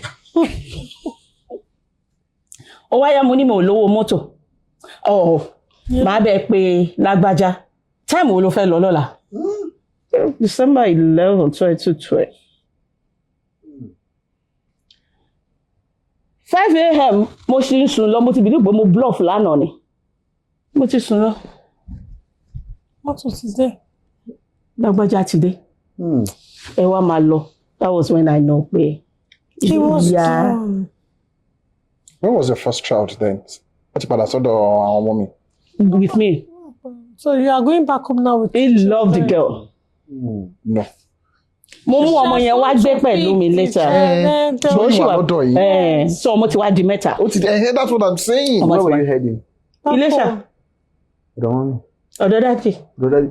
So anytime, Uma Blind story, we say that anytime, whatever happens, Ilé ni Òbí ló bí màmá jẹ́. mi. long. 90 ni mo gbé délé. We got home around 8:30 in the morning. We got home around 8:30 in the morning. I met my dad outside. He was reading Bible. Bí mo ṣe bọ́lẹ̀ mo túnú sórí gbèrè náà mo jọ. Ẹni tó dáná ọ̀gì tó ń. You know, wọ́n ní kí ló ṣe ẹ́? Mo lórí ń fọ́ mi. Because mi lè sọ pé mo ti kúrò ní ọkọ. Ó ní wọlé. Mo elder brother mi wà nílé, mother mi náà wà nílé. Mo wá sọkún. Mo ní mo sọ fún lágbájá pé mo lọ. Ó dẹ̀ ní kí n máa lọ. Mọ́mì nígbà tó o fẹ́ pa. Your mom said so. Ó pọ̀ jù ni. Elder brother mi ní èwo ló wá better pé kó o máa lọ àbí kó lù ẹ́ pa. Frustration ni. So I want someone to please do what we call content analysis of our presentation. You would see that at interval she scolded herself. Yeah. At interval she scolded herself. One of the ways of you want to analyze the truism of a statement. Someone scolding herself, someone blaming herself, someone saying the true stories from a parent perspective. She's not claiming coloring innocence. not passing the ball to anybody. Yes. She has grown over the years. Completely healed, and Number 2, a counselor now. Short. Thank you. Plus, the I think that icing as a on the compliment. cake, she's where she's at peace. That utmost Exactly. peace is this. Chai. It's a soul-defined thing. That is how crucial. She's told me. Please hasten the You healing. must see Adisa. Inshallah, Adisa must see We us. must see And Adisa. some of you, I mean, must say exactly. That's it. Adisa must see us. So And that was it. And they were thinking it was some short. period and December, Christmas, what January. Oh, Lomon. Mi ò lọ. Kí ló ń jẹ́ bẹ́ẹ̀? Nílé mi. Oh, tó bẹ́ẹ̀. I told you I've started having conversation with my dad. Yeah. That was your dad's Conversation time. I got angry. Ṣé today? But me, they saw bẹ́ẹ̀ lójú dáadé wọn. Ṣé today? Mo wá bínú jáde. There was a woman on the street. And this time you're in your 30s. Ọmọlọ́lá kí ló ṣe? Mo ní báyìí. Go back and talk to your daddy. Wá padà dé. Daddy listens, sir. Buhari. We normally do. Buhari. Daddy. Don't Kí shout. ló dé tẹ ní kí n máa lọ pé mi ò lè dúró ń bí? Nítorí pé mo ti fi ẹ́ fọkọ̀. Bó ṣe mọ nǹkan tó ṣẹlẹ̀ sí mi bẹ́ẹ̀ mi ò mọ̀ àfi tó o bá sọ. Ṣé mo lè? I'm actually picturing Baba Fasha. Oh my God. Mo ní ṣé mo lè sọ ọ́ sìn? Oh yeah. Sit down. Tell me about it. Abatisha. Mo ṣàlàyé. Wọ́n ní ṣé gbogbo nǹkan tó sọ ẹ̀? Tí bá rọ́mọkùnrin ti bí, can you repeat it? Mo ní bẹ́ẹ̀ ni sá. Pé fún mi. Wàá mú fóònù dádì. Hello, dádì ló fẹ́ bẹ́ẹ̀ sọ̀rọ̀. Lágbájá kásán, báwo ni? Mo fẹ́ rí ẹ ní ilé mi ní ọ̀la. Ṣé o ní chance? O ní máa wá sá. Bó dẹ̀ ṣe dé, okay. Wọ́n ní lọ entertain ẹ̀. Àdẹ̀ jókòó. Gbogbo bó ṣe sọ yẹn, tó bá yọ ọkọ, I noted everything down. Repeat it. In fairness to him, he doesn't lie. Until tomorrow, he doesn't. He's not a perfect man. Oh no, show me. In his own way. By tree garden. Okay. Or show me. So, even the ones I did not say, Daddy said, ọmọ mi tiẹ̀ ti kú. You understand? Because when I was telling Daddy, I was telling him, èyí tèmi ṣe tí ò dáa, ní ìsọ èyí tí òun ṣe àti nǹkan tó jù mí rí, tó trigger mi. So òun wá sọ. Ó yẹ ní, ọmọ mi ti kú. Kí ló dé tẹ̀ lọ gbálẹ̀? Ó wá ní bàbá Daddy ni, wó. Tó lówó bá bí èèyàn náà, èèyàn máa ń túnra èèyàn bí ni. Bó ṣe yàrá kan lọ́gbà. Kó wá padà mú ìyàwó ẹ̀. For now, Joe wà lọ́dọ̀ mi. Mi lójó padà síbẹ̀ yẹn. Mi ò gbàyàwó lọ́wọ́ ẹ o. Mi ò gbàyàwó lọ́wọ́ ẹ. Bó dẹ̀ ṣe wo nǹkan tó bá bó ṣe tẹ́ graduate lè wá kò fi ṣiṣẹ́. Right. And I'm ready to assist. Ká nípo ní ìyá báyìí mọ́mí ẹ̀ ní ìbá pè. Tí n bá sọ̀rọ̀ bó ní ìyá nǹkan tó fi ìyà jẹ ni àwọn ṣáà cancel it. Go, they are with me. Even yọ̀bọ̀ máa wá wò wọ́n. I think he got too comfortable. You understand? He got too comfortable wípé okay ó ti wà lọ́dọ̀ màmá ẹ̀ mo lè wá máa fẹ́ mọ́ bẹ́ẹ̀. That was, it got too comfortable to the extent pé èmi fúnra mi bínú. You know, my younger sister husband will come, a medical doctor will come. They will now ask me pé lọ gúnyán fún ọkọ àbúrò ẹ̀. Tí mo bá fẹ́ sọ̀rọ̀ torí princess mi ti ń bímọ mi nínú. Tí mo bá fẹ́ sọ̀rọ̀ á ní ẹ̀rìn ìyá náà lè ọrìn ilé mọṣú náà ló ládà tójú ẹ̀ bá ti rí náà ló máa fara mọ́. Gúnyán kò ilé ọkọ tí ẹ̀ ló wà, you know. So wá. When he now came and I said, stop coming here. Or kò gbálẹ̀ fún wa. I'm feeling embarrassed. You cannot be coming here. Kò wá máa fẹ́ mi mọ́ bí. So that was what got him angry. So tó náà sọ pé tó no manage láti jọ. Exactly. And so many things happened. I had to move from Ilesha to Akure. I don't want to go into that. You know, that was when I now went into single motherhood proper. My sister, it wasn't. Palatable. Relatable gan, a kàn sọ ni. Èyí ṣe nǹkan tó dáa. Single motherhood. Nǹkan Single burúkú ni. motherhood. It's a vice. Wọ́n tẹ̀ máa ń sọ ẹ̀ làwọn sisters kan máa ń jókòó tí. Because they are sleeping around. If you're a true single mother, see life happens here. So them both sleep around. Single motherhood. It's just like being a widow. If you are sincere, so jẹ́ pé single mother tẹ kì í ṣe pé ó fi ń ṣe gbajúmọ̀ eléègbé ẹlẹ́nì. Ṣé ní ṣàmátì ẹ̀ ti ṣàgbèrè ọmọ Fáṣákin? The shame is there. The marriage ended on that note. Yeah. Because he stopped showing up. Stopped showing. It was like he wasn't ready to make effort. He tried actually, right? He did not. Okay. So, and the influence of the parents, you know, I want you to like me, tell her. So it was caught in between. Mo wá sí Àkúrẹ́ through the help of a friend. Adé Àkúrẹ́ mi pẹ̀lú àwọn ọmọ mi ní 10 p.m. Iléṣà ni mo ti tẹ̀lé àwọn tó ń ṣe. I told you, tí n bá wà níbì kan màá wò wípé kí la lè ṣe. Iléṣà ọ̀rẹ́ mi best friend mi ló kọ́ mi ní tailoring. I started sewing clothes. Mo make owó bẹ́ẹ̀ bó owó yẹn o kò tó tọ́ mọ́. Ọmọ mẹ́ta. Dáàdì mi káre. Tó bá ti rí pọ́n gbáṣọ wá tí n bá ti ń ge dáàdì mi á dúró tì mí. Má ṣì gé o. Gé dáadáa o. Tó bá ti wá gbáṣọ yẹn á wá pè tàbí wọn ṣé ó ràn dáadáa. Ṣé wàá sọ fún ọ̀rẹ́ ẹ̀ kó máa ṣọ wá. Mo wá rí wípé eléyìí ò lè tó mi. Mo tún tẹ̀lé àwọn caterer olópò. Ta ló ń dáná oúnjẹ. Mo sọ fún dáàdì o. Ibo lọ mo lọ sọ́dọ̀ ìyàwó Olúwa ló gbọ́n mo lọ kó catering job ni mo sọ fún dáàdì mi yẹn náà dẹ̀ dá. Ẹ bá gbé wedding dress wọn á gbé cake náà fún ẹ. Just for my children to eat. Olópò tí máa fò bọ̀. It was difficult for the woman that I was following. Látúndì àti Lọ́lá why? Màá ní ẹ̀ṣá máa wò mí. Now, we moved to Àkúrẹ́. Alẹ́ 10 p.m. l'Àkúrẹ́. Ilẹ̀ ti ṣú. Mo rántí my first daughter, ó ní, mọ́mí àwa nìkan mà ní, mo ní Ọlọ́run wà pẹ̀lú wa. Bọ̀ mo ń sunkún ọ̀rọ̀ ojú mi ní alẹ́ ọjọ́ yẹn. Àti gbalé in a strange environment, bí eré Alisha garage, 2-bedroom flat. Àjọ mattress sílẹ̀. Ta ló gbalé yẹn fún yín? Ẹ̀yin lẹ gbà fún ara. A friend helped me. Okay. Not.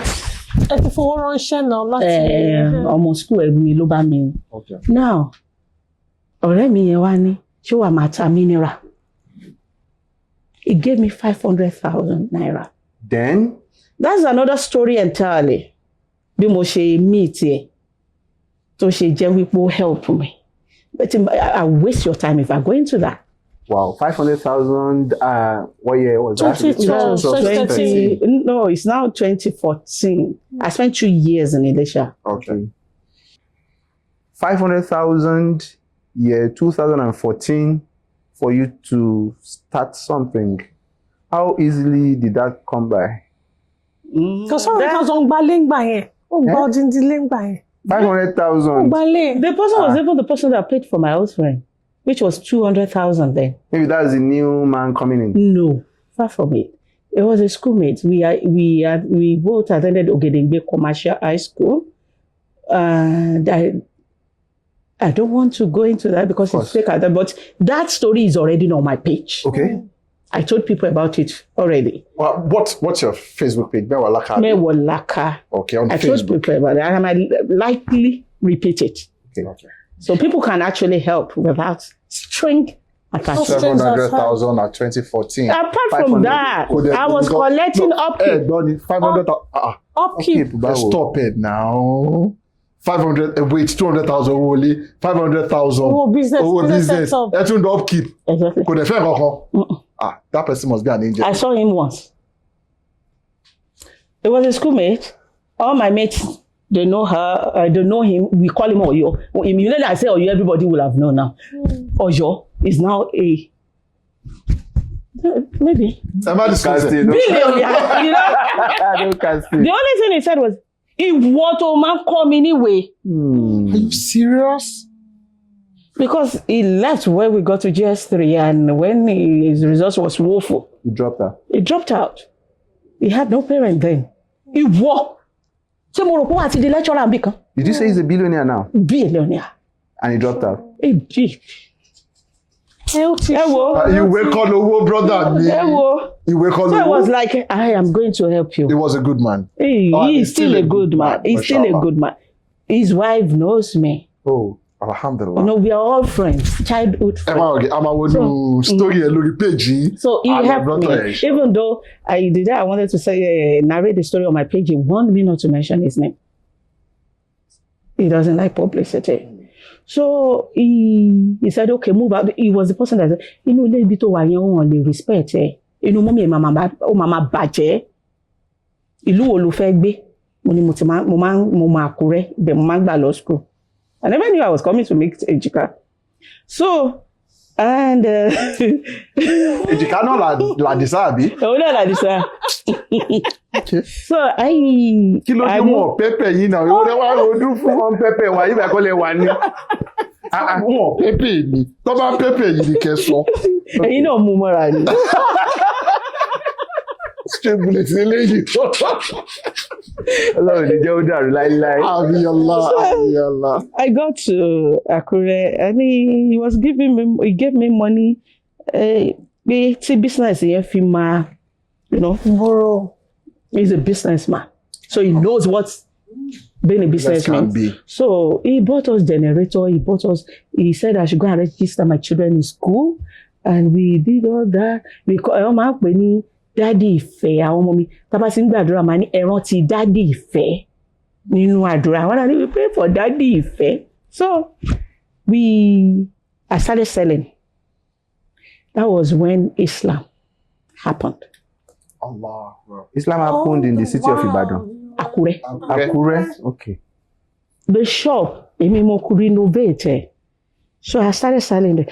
I realized the fact that my dad did not drink lójú mi.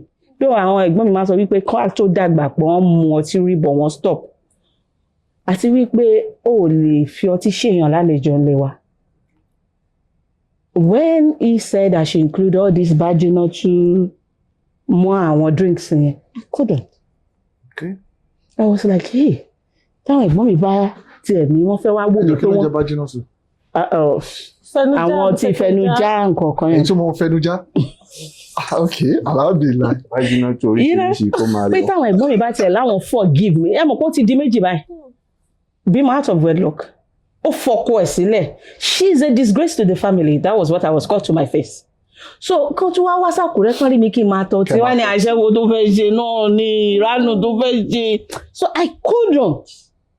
Then I remember all what then Kafila, Tawa, they told me about ọtí.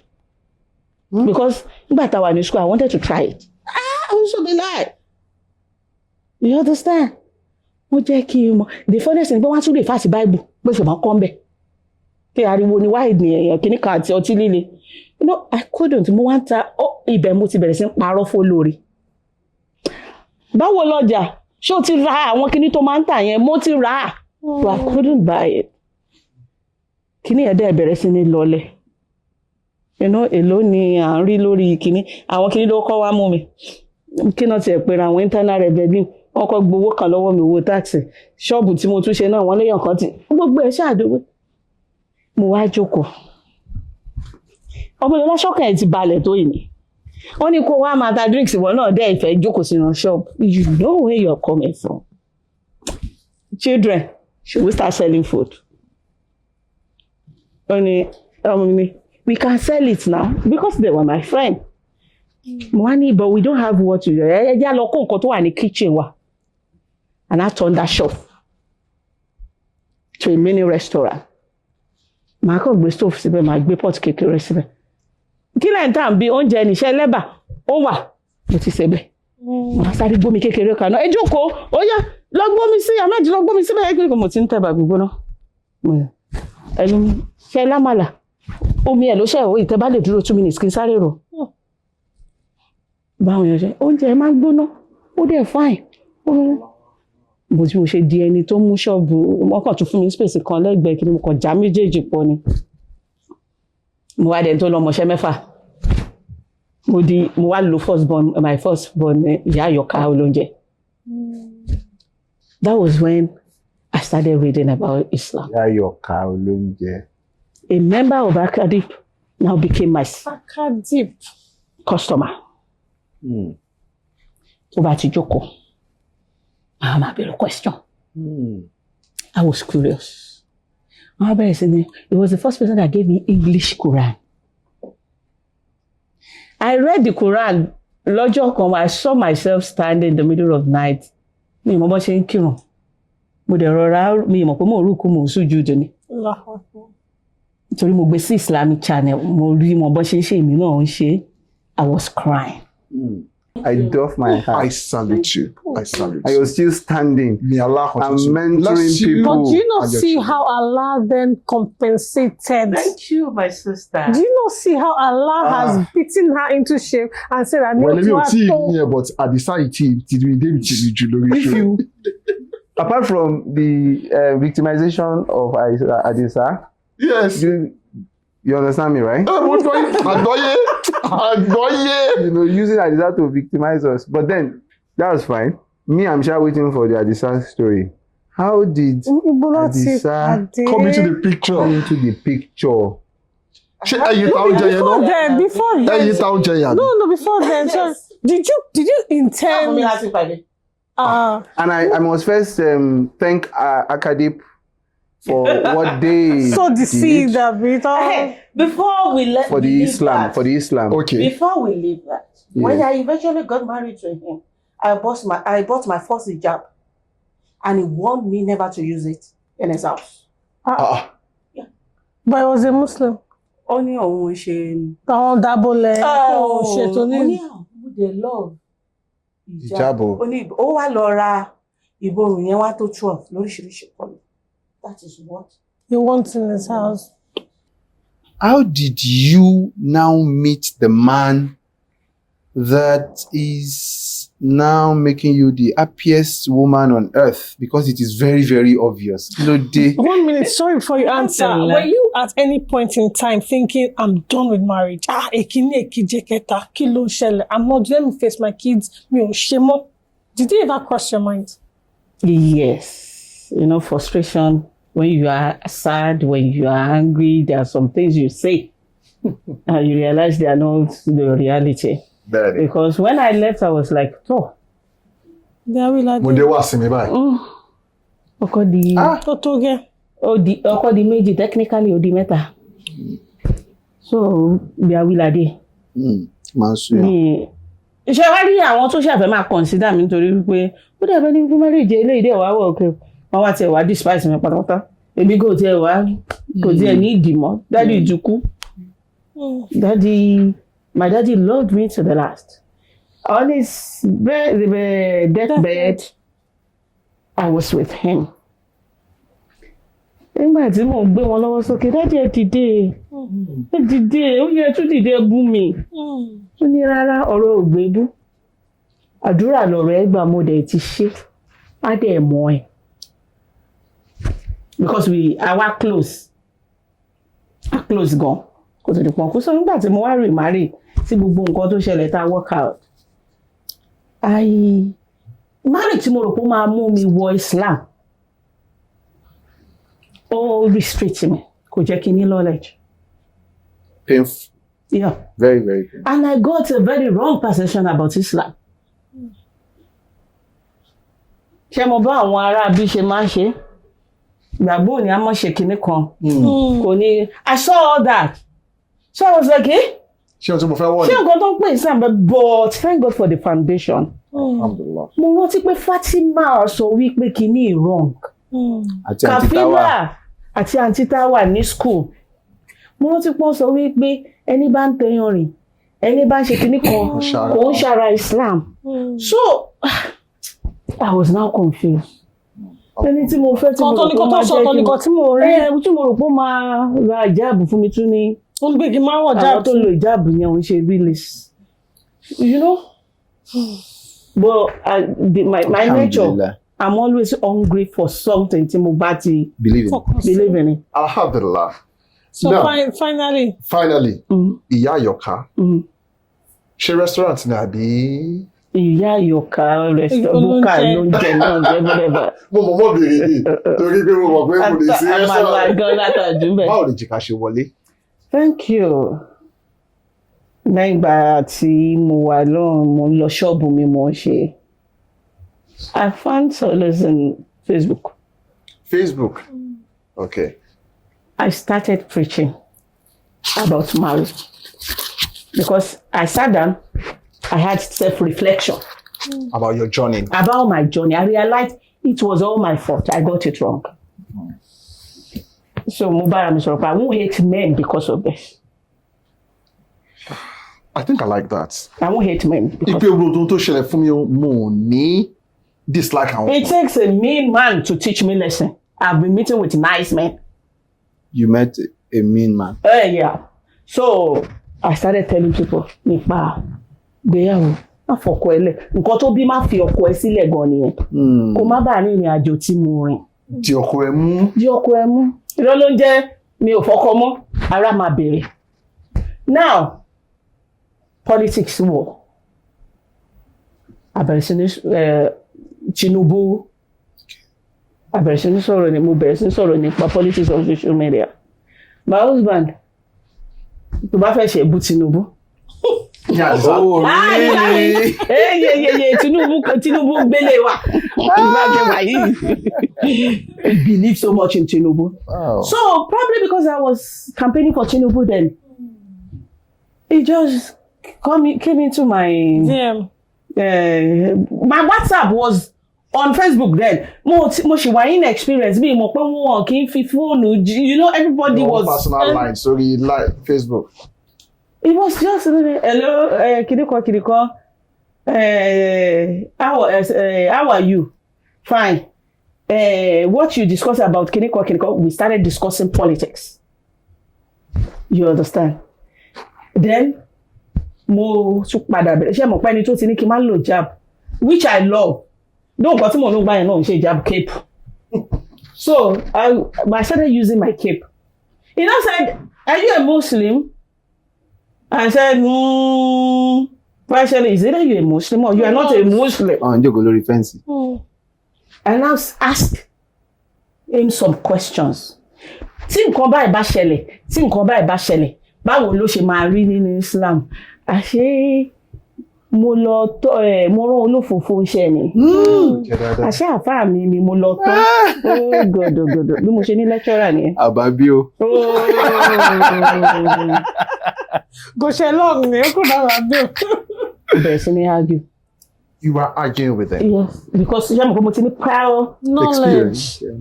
But he said this.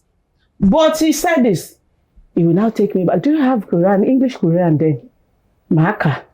Asoro. You understand? This is it. You don't do it this way. Okay. You know, we started as friends. Mi ò mọ̀ wọ́n. Àwọn ló mọ̀ mí. Ọjọ́ kan náà kàn ní, he called me with his UK line. Okay. It was like, báwo ni? Kiriko, I'm in Nigeria, go. When you are in Nigeria.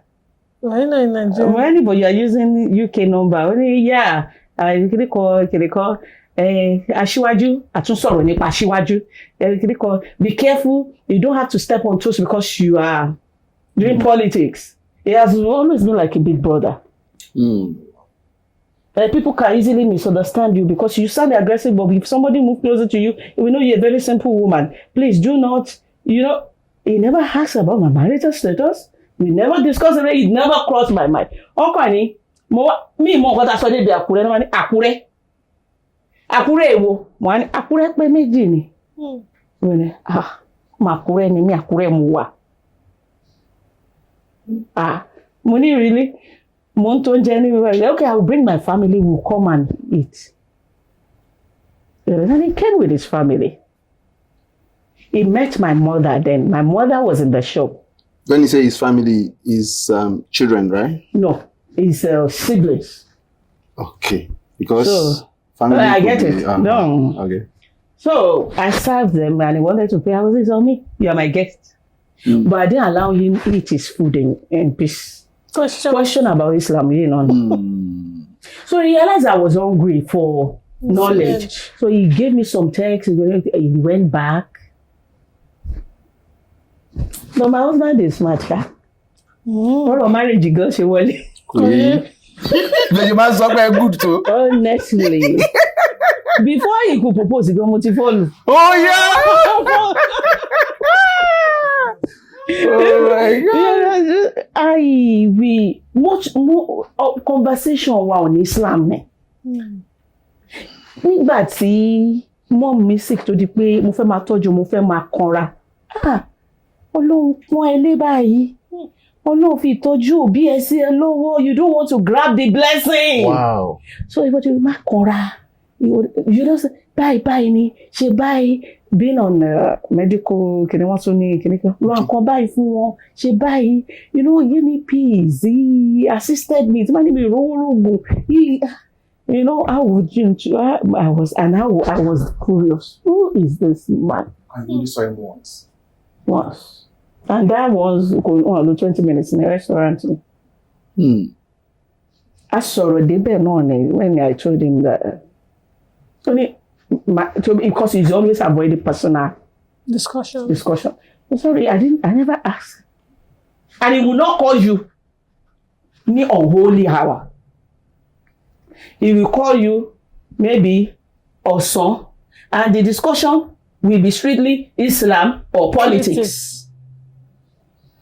Or how you want to ọjọ́ tí mo bínú ṣìjáàbù lórí live so tí wọra mo bínú ṣìjáàbù lórí live session. He called me. No. Okay, she. I said I wanted to prove a point. No. Ẹnìkan ní mo ní kókó níbí ni mo fi jáàbù. Boy, mi náà wá ṣí wípé. No, you don't do that. Ọjọ́ tí mo bínú náà tí mo ní mo ṣe Islam. Lórí kiri. You know, he was guiding. Mo wá rí wípé the woman in me started coming out. You know, I've always been like, man. So I was ready to listen. So, and he's always good. And sorry, madam, I would like to speak with your husband. Because I want to take you on a journey of Islam. Okay. And you shouldn't be without your husband's permission. We are not married. Subhanallah. Not married? I'm not now. I'm divorced. Wow. Can we reconcile you guys? That was what he said. Why if you reconcile him? Money is too late, so. No. He's a Muslim. Alhamdulillah. Let's okay. Let's forget about that one. It was too it was too he left it like that. Can you just do us the honor of, for the first time, hearing from him? It will gladden our heart, and I'm very sure that our viewers would also take a lot of delight in that. You mean you want my husband to address? Let's hear him with your permission, because we know he brought you here to show the level of support. Actually, he's in the studio. Yes. So we just need your permission. But he's not. Any issue now. You start this. I decide that. Yes. With the support, that he has given you and all that, is it not fair? Is it not fair? And help us toast him to at least give us. Continue.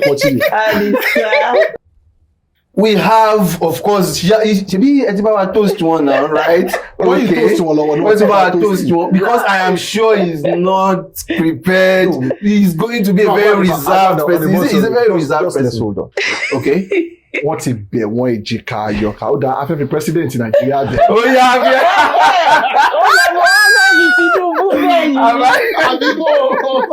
Hey, Joe. You would like to. But we are not. Allah Akbar. We promise Mashallah. Mashallah. Barakallah. Oh, camera is not going to show you. No.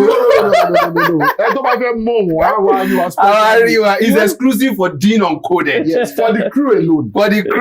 Mashallah. Wa alaikum salam wa rahmatullahi wa barakatuh. Oh my God. I am jealous, sir. Why are you jealous? Joy. I am jealous, sir. Joy. Since the time the show started, we have not rested. Any small thing, Adisa, any small thing, Ejika, any small thing. You are not saying who our viewers, our fans will not have the privilege of at least hearing from Adisa. Let's hear the voice again, sir. Assalamu alaikum wa rahmatullahi wa barakatuh. Wa alaikum salam wa rahmatullahi wa barakatuh. Afa Alusuna, ilé wa ní ọ̀dọ̀ ìyá oní Facebook. Ṣé àwọn èèyàn That's the máa question. fi pé kí lè ń bá ká? That's the question I wanted to ask.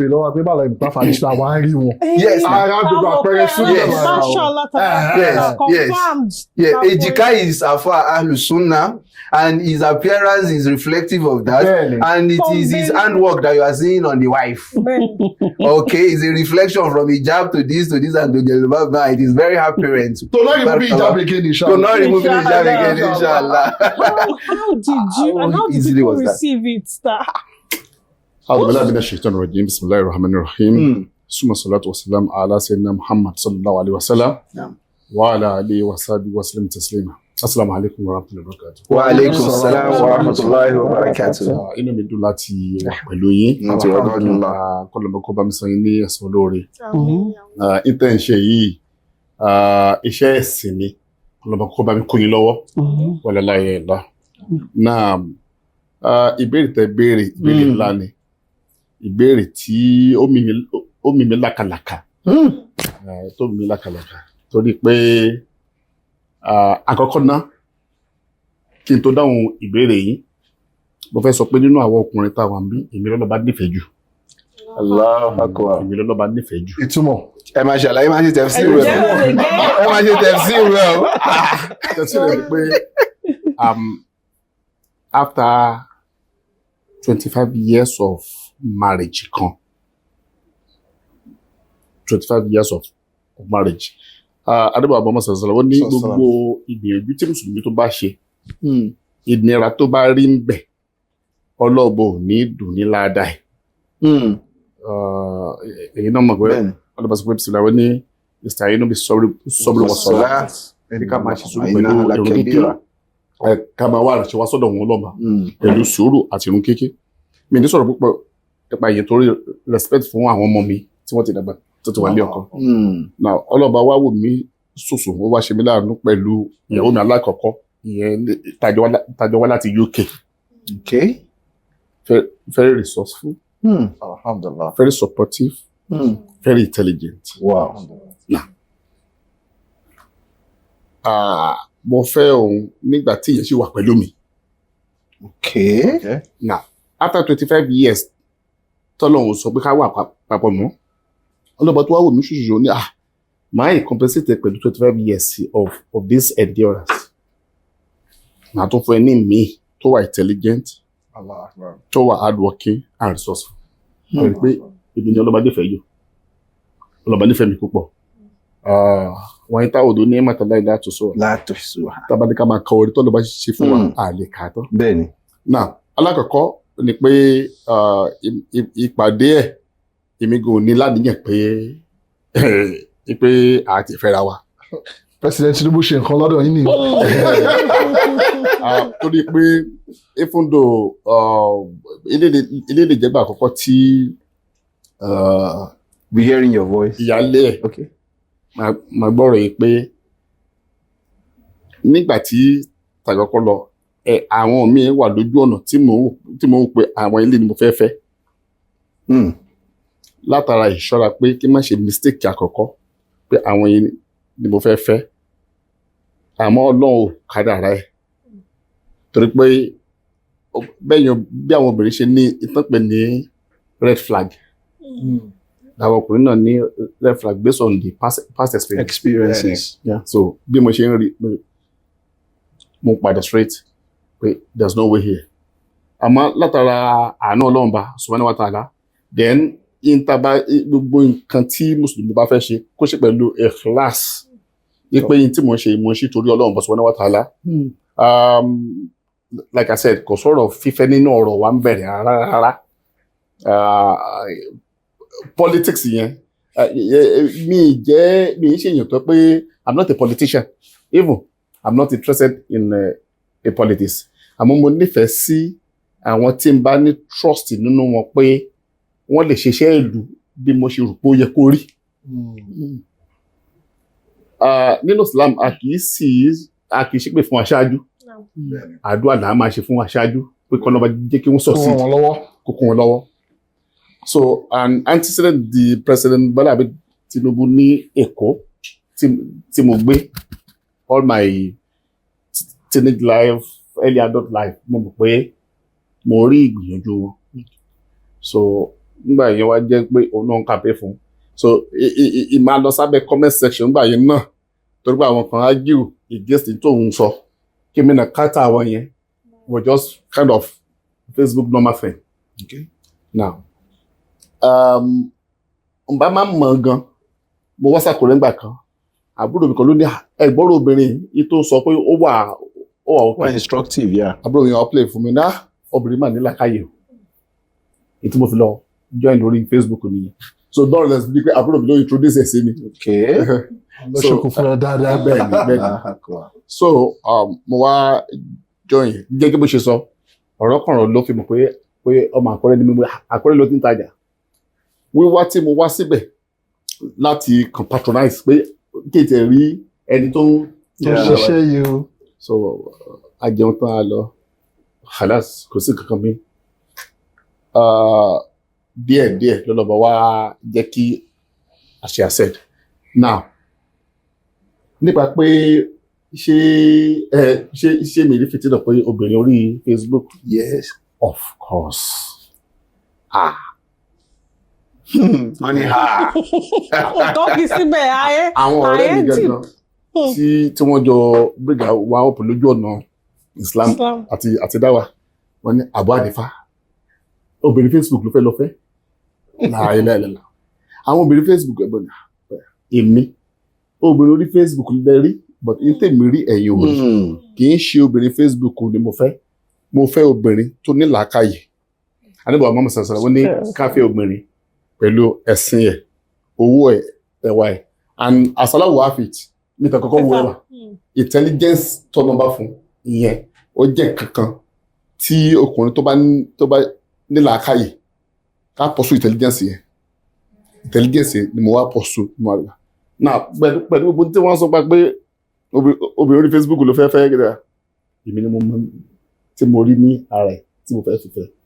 Tẹ́ bá wá ṣe nta lè pè ní àgbéyẹ̀wò review àtìgbà tẹ́ tí wọ́n bá ìrìn àjò yẹn bọ̀ pẹ̀lú ojú ọ̀nà súnà tẹwà àti gbogbo ẹ̀ bóò lẹ ṣe lè rétí ìpèníjà tó jẹyọ látara ẹ̀ because ẹ bá rántí pé because we have seen the àríṣẹ́ ọwọ́ yín lára wọn lórí àgbékalẹ̀ ọ̀rọ̀ wọn àti gbogbo ẹ̀ àti wọ́n ṣe báyìí tẹ́lẹ̀ wọ́n ṣe bẹ́ẹ̀ mọ́ lójú ọ̀nà ẹ̀sìn wọ́n ti gbọ́yé dáadáa wọ́n dẹ̀ ń dá gbogbo ẹ̀ padà sọ́dọ̀ yín so báwo ni ṣe fẹ́ ṣàlàyé àwọn àáfàá súnà tí wọ́n sọ pé ohun obìnrin kò jẹ́ kó jẹ́ nǹkan tí torí ẹ má jà parọ́ ṣé n lè sọ ẹlòmíà máa jó wọ́n lè jókòó tí ìyàwó yín kan máa wò báyìí pé obìnrin ló fáìn tó yìí ẹ̀dọ̀ báwọn náà máa tún ń ṣẹ́jú tó bá ń sọ̀rọ̀.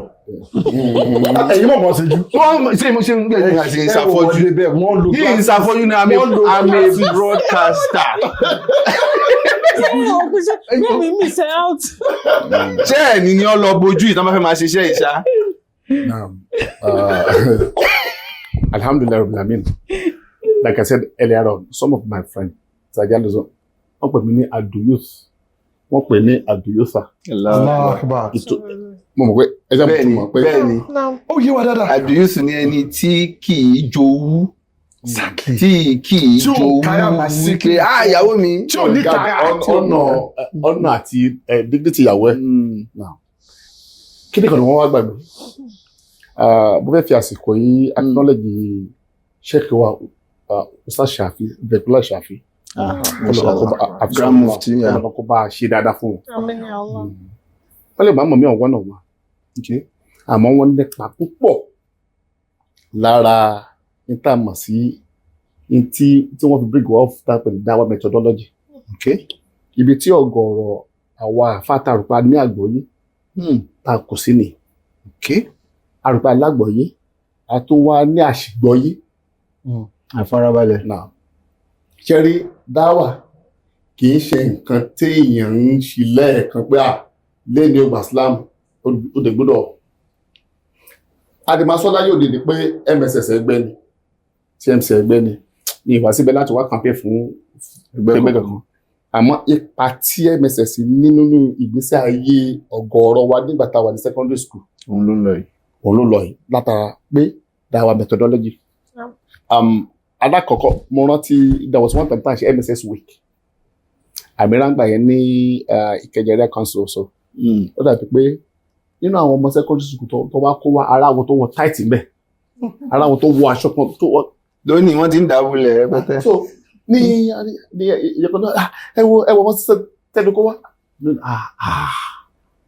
ẹ fi wọ́n lẹ̀ sọ́jọ́ kan nìwọ náà dà báyìí nínú àwọn tí wọ́n kó wá lọ́jọ́ wọn àná bẹ́ẹ̀ni kọ́ bí wà nù nìkan bí bẹ́ẹ̀ni kẹrẹ bẹ́ẹ̀ni àwọn náà. MOG, I'm always proud to be a member of that person. Ìjà ìwà ń sọ̀rọ̀ proud ní No, I am proud. Ìyàtí òkè ń jẹ́ Aya Adisa láti sọ̀rọ̀ rẹ̀. now Adisa ló sọ̀rọ̀ lọ́wọ́. so that was departmental. So n tí ń gbìyànjú láti dèmọ́lẹ̀ nínú tẹ́ ń sọ ni wípé dáwà àìdókè lẹ́ẹ̀kan náà. Lára. So Rome was not built in a day. That there is a destination. Related to Islam, tó wà bí khutwa. Step by step ní ìrìn àjò Islam. The prophet preached Kalima for 13 good years.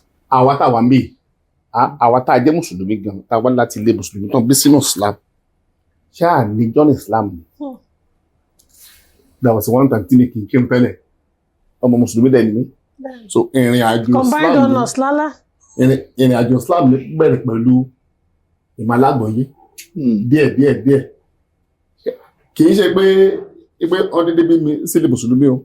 Mo lọ sí ilé kéwà kúnlẹ̀ kéde nígbèmọ̀ Èkìtì. So ó yé yín ibi tẹ́ ń lọ pẹ̀lú ìrìn àjò yìí. Alhamdulillah. Adisa, ẹ jẹ́ kí èmi béèrè lọ́wọ́ yín dáadáa. Lákòótán.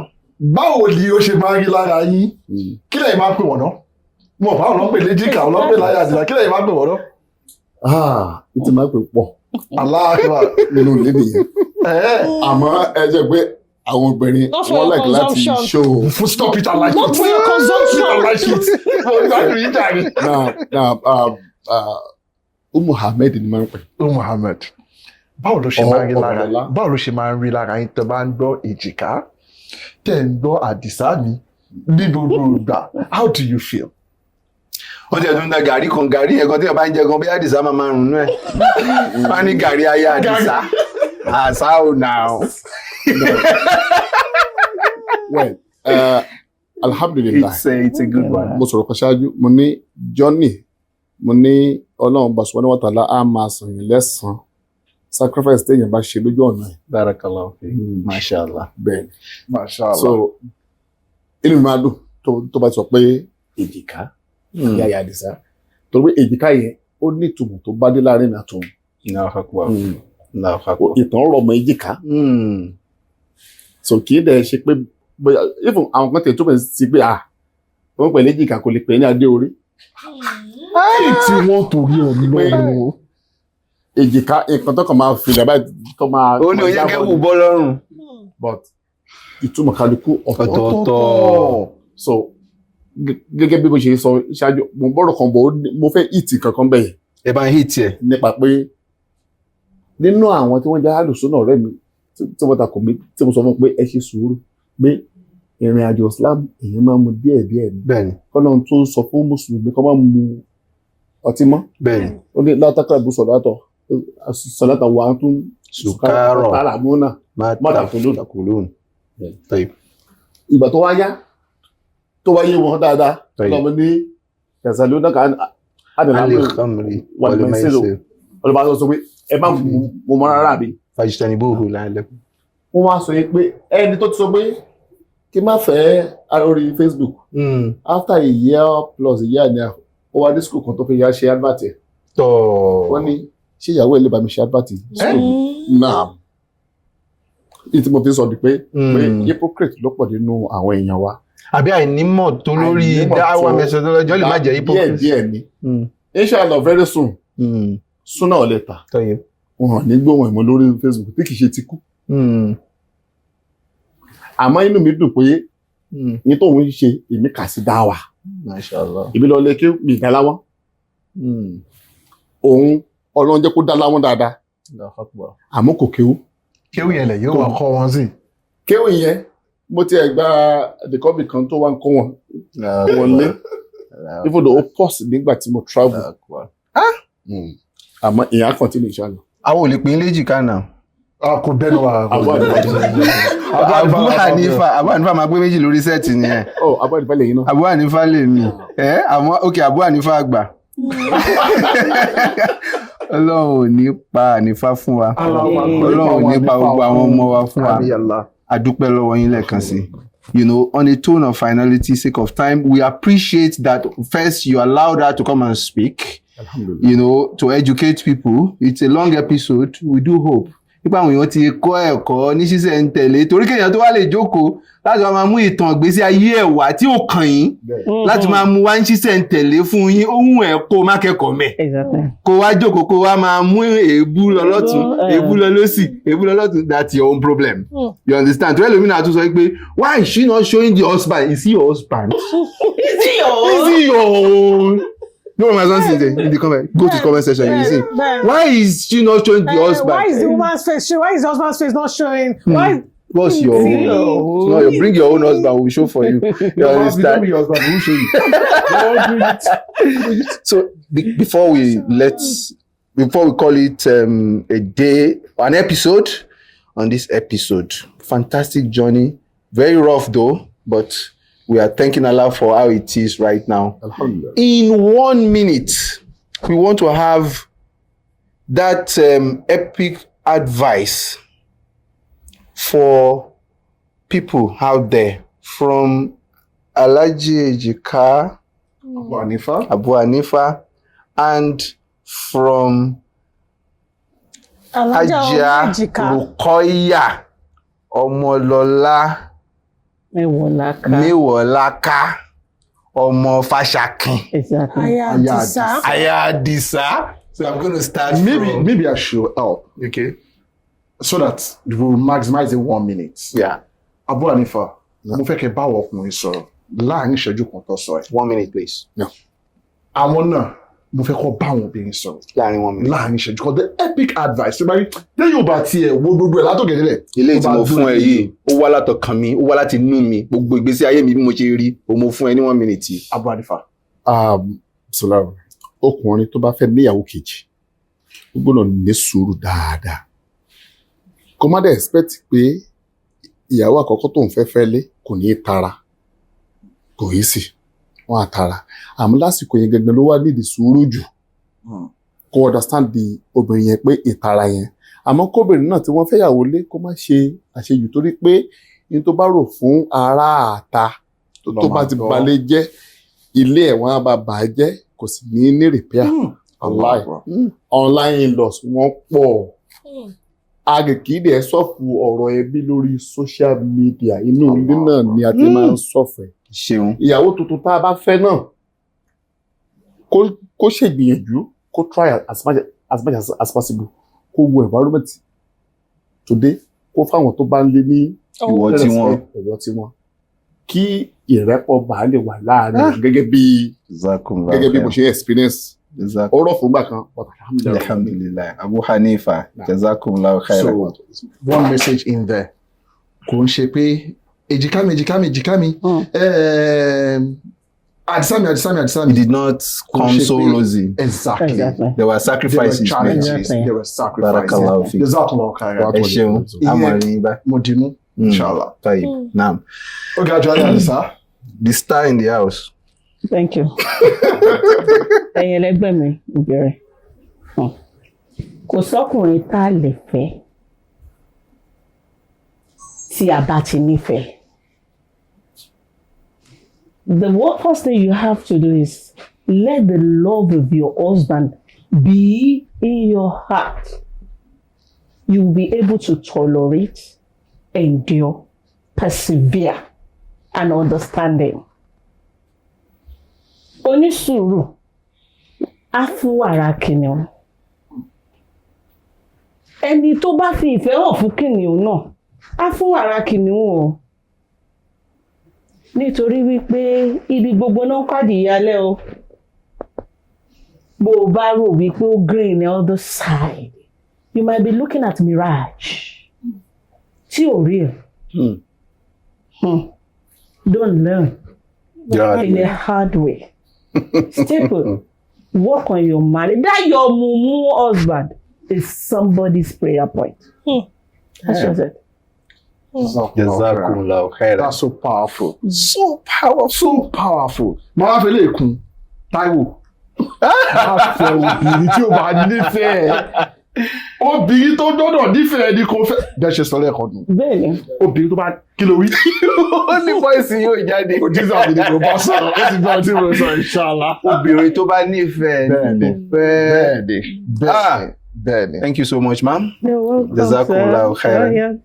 We knew you flew in to come here. It was a big sacrifice to be with this Deen Uncoded family. Ẹ tó bá gọ̀ ni ò ní kẹ́kọ̀ọ́. Wallahi. Ìgbà kan wọ́n làwọn kiri nǹkan o. Kò tí ń tàn tí ì ṣe. Tó ń flew wọlé. Ẹ má bínú o, ṣé ẹ gbé gàrí Aya Adisa wá fáwa o? Stop it, I like it. Èmi ni mo ní tẹ bá di dání. Boxing mama.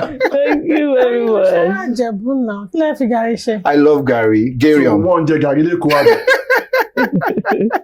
Alhamdulillah Rabbil Alamin. So,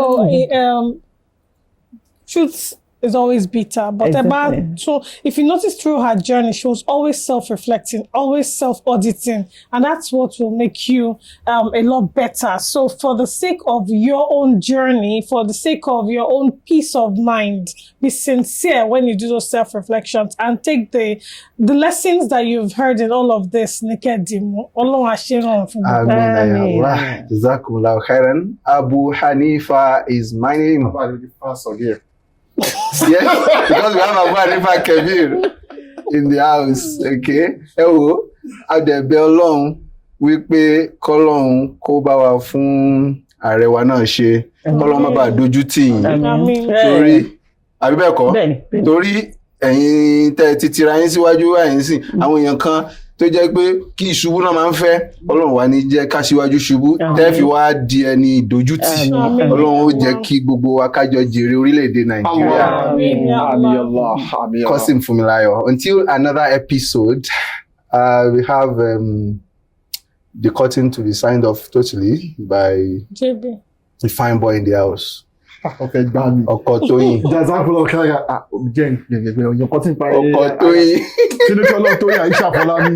I love you, baby. Thank you.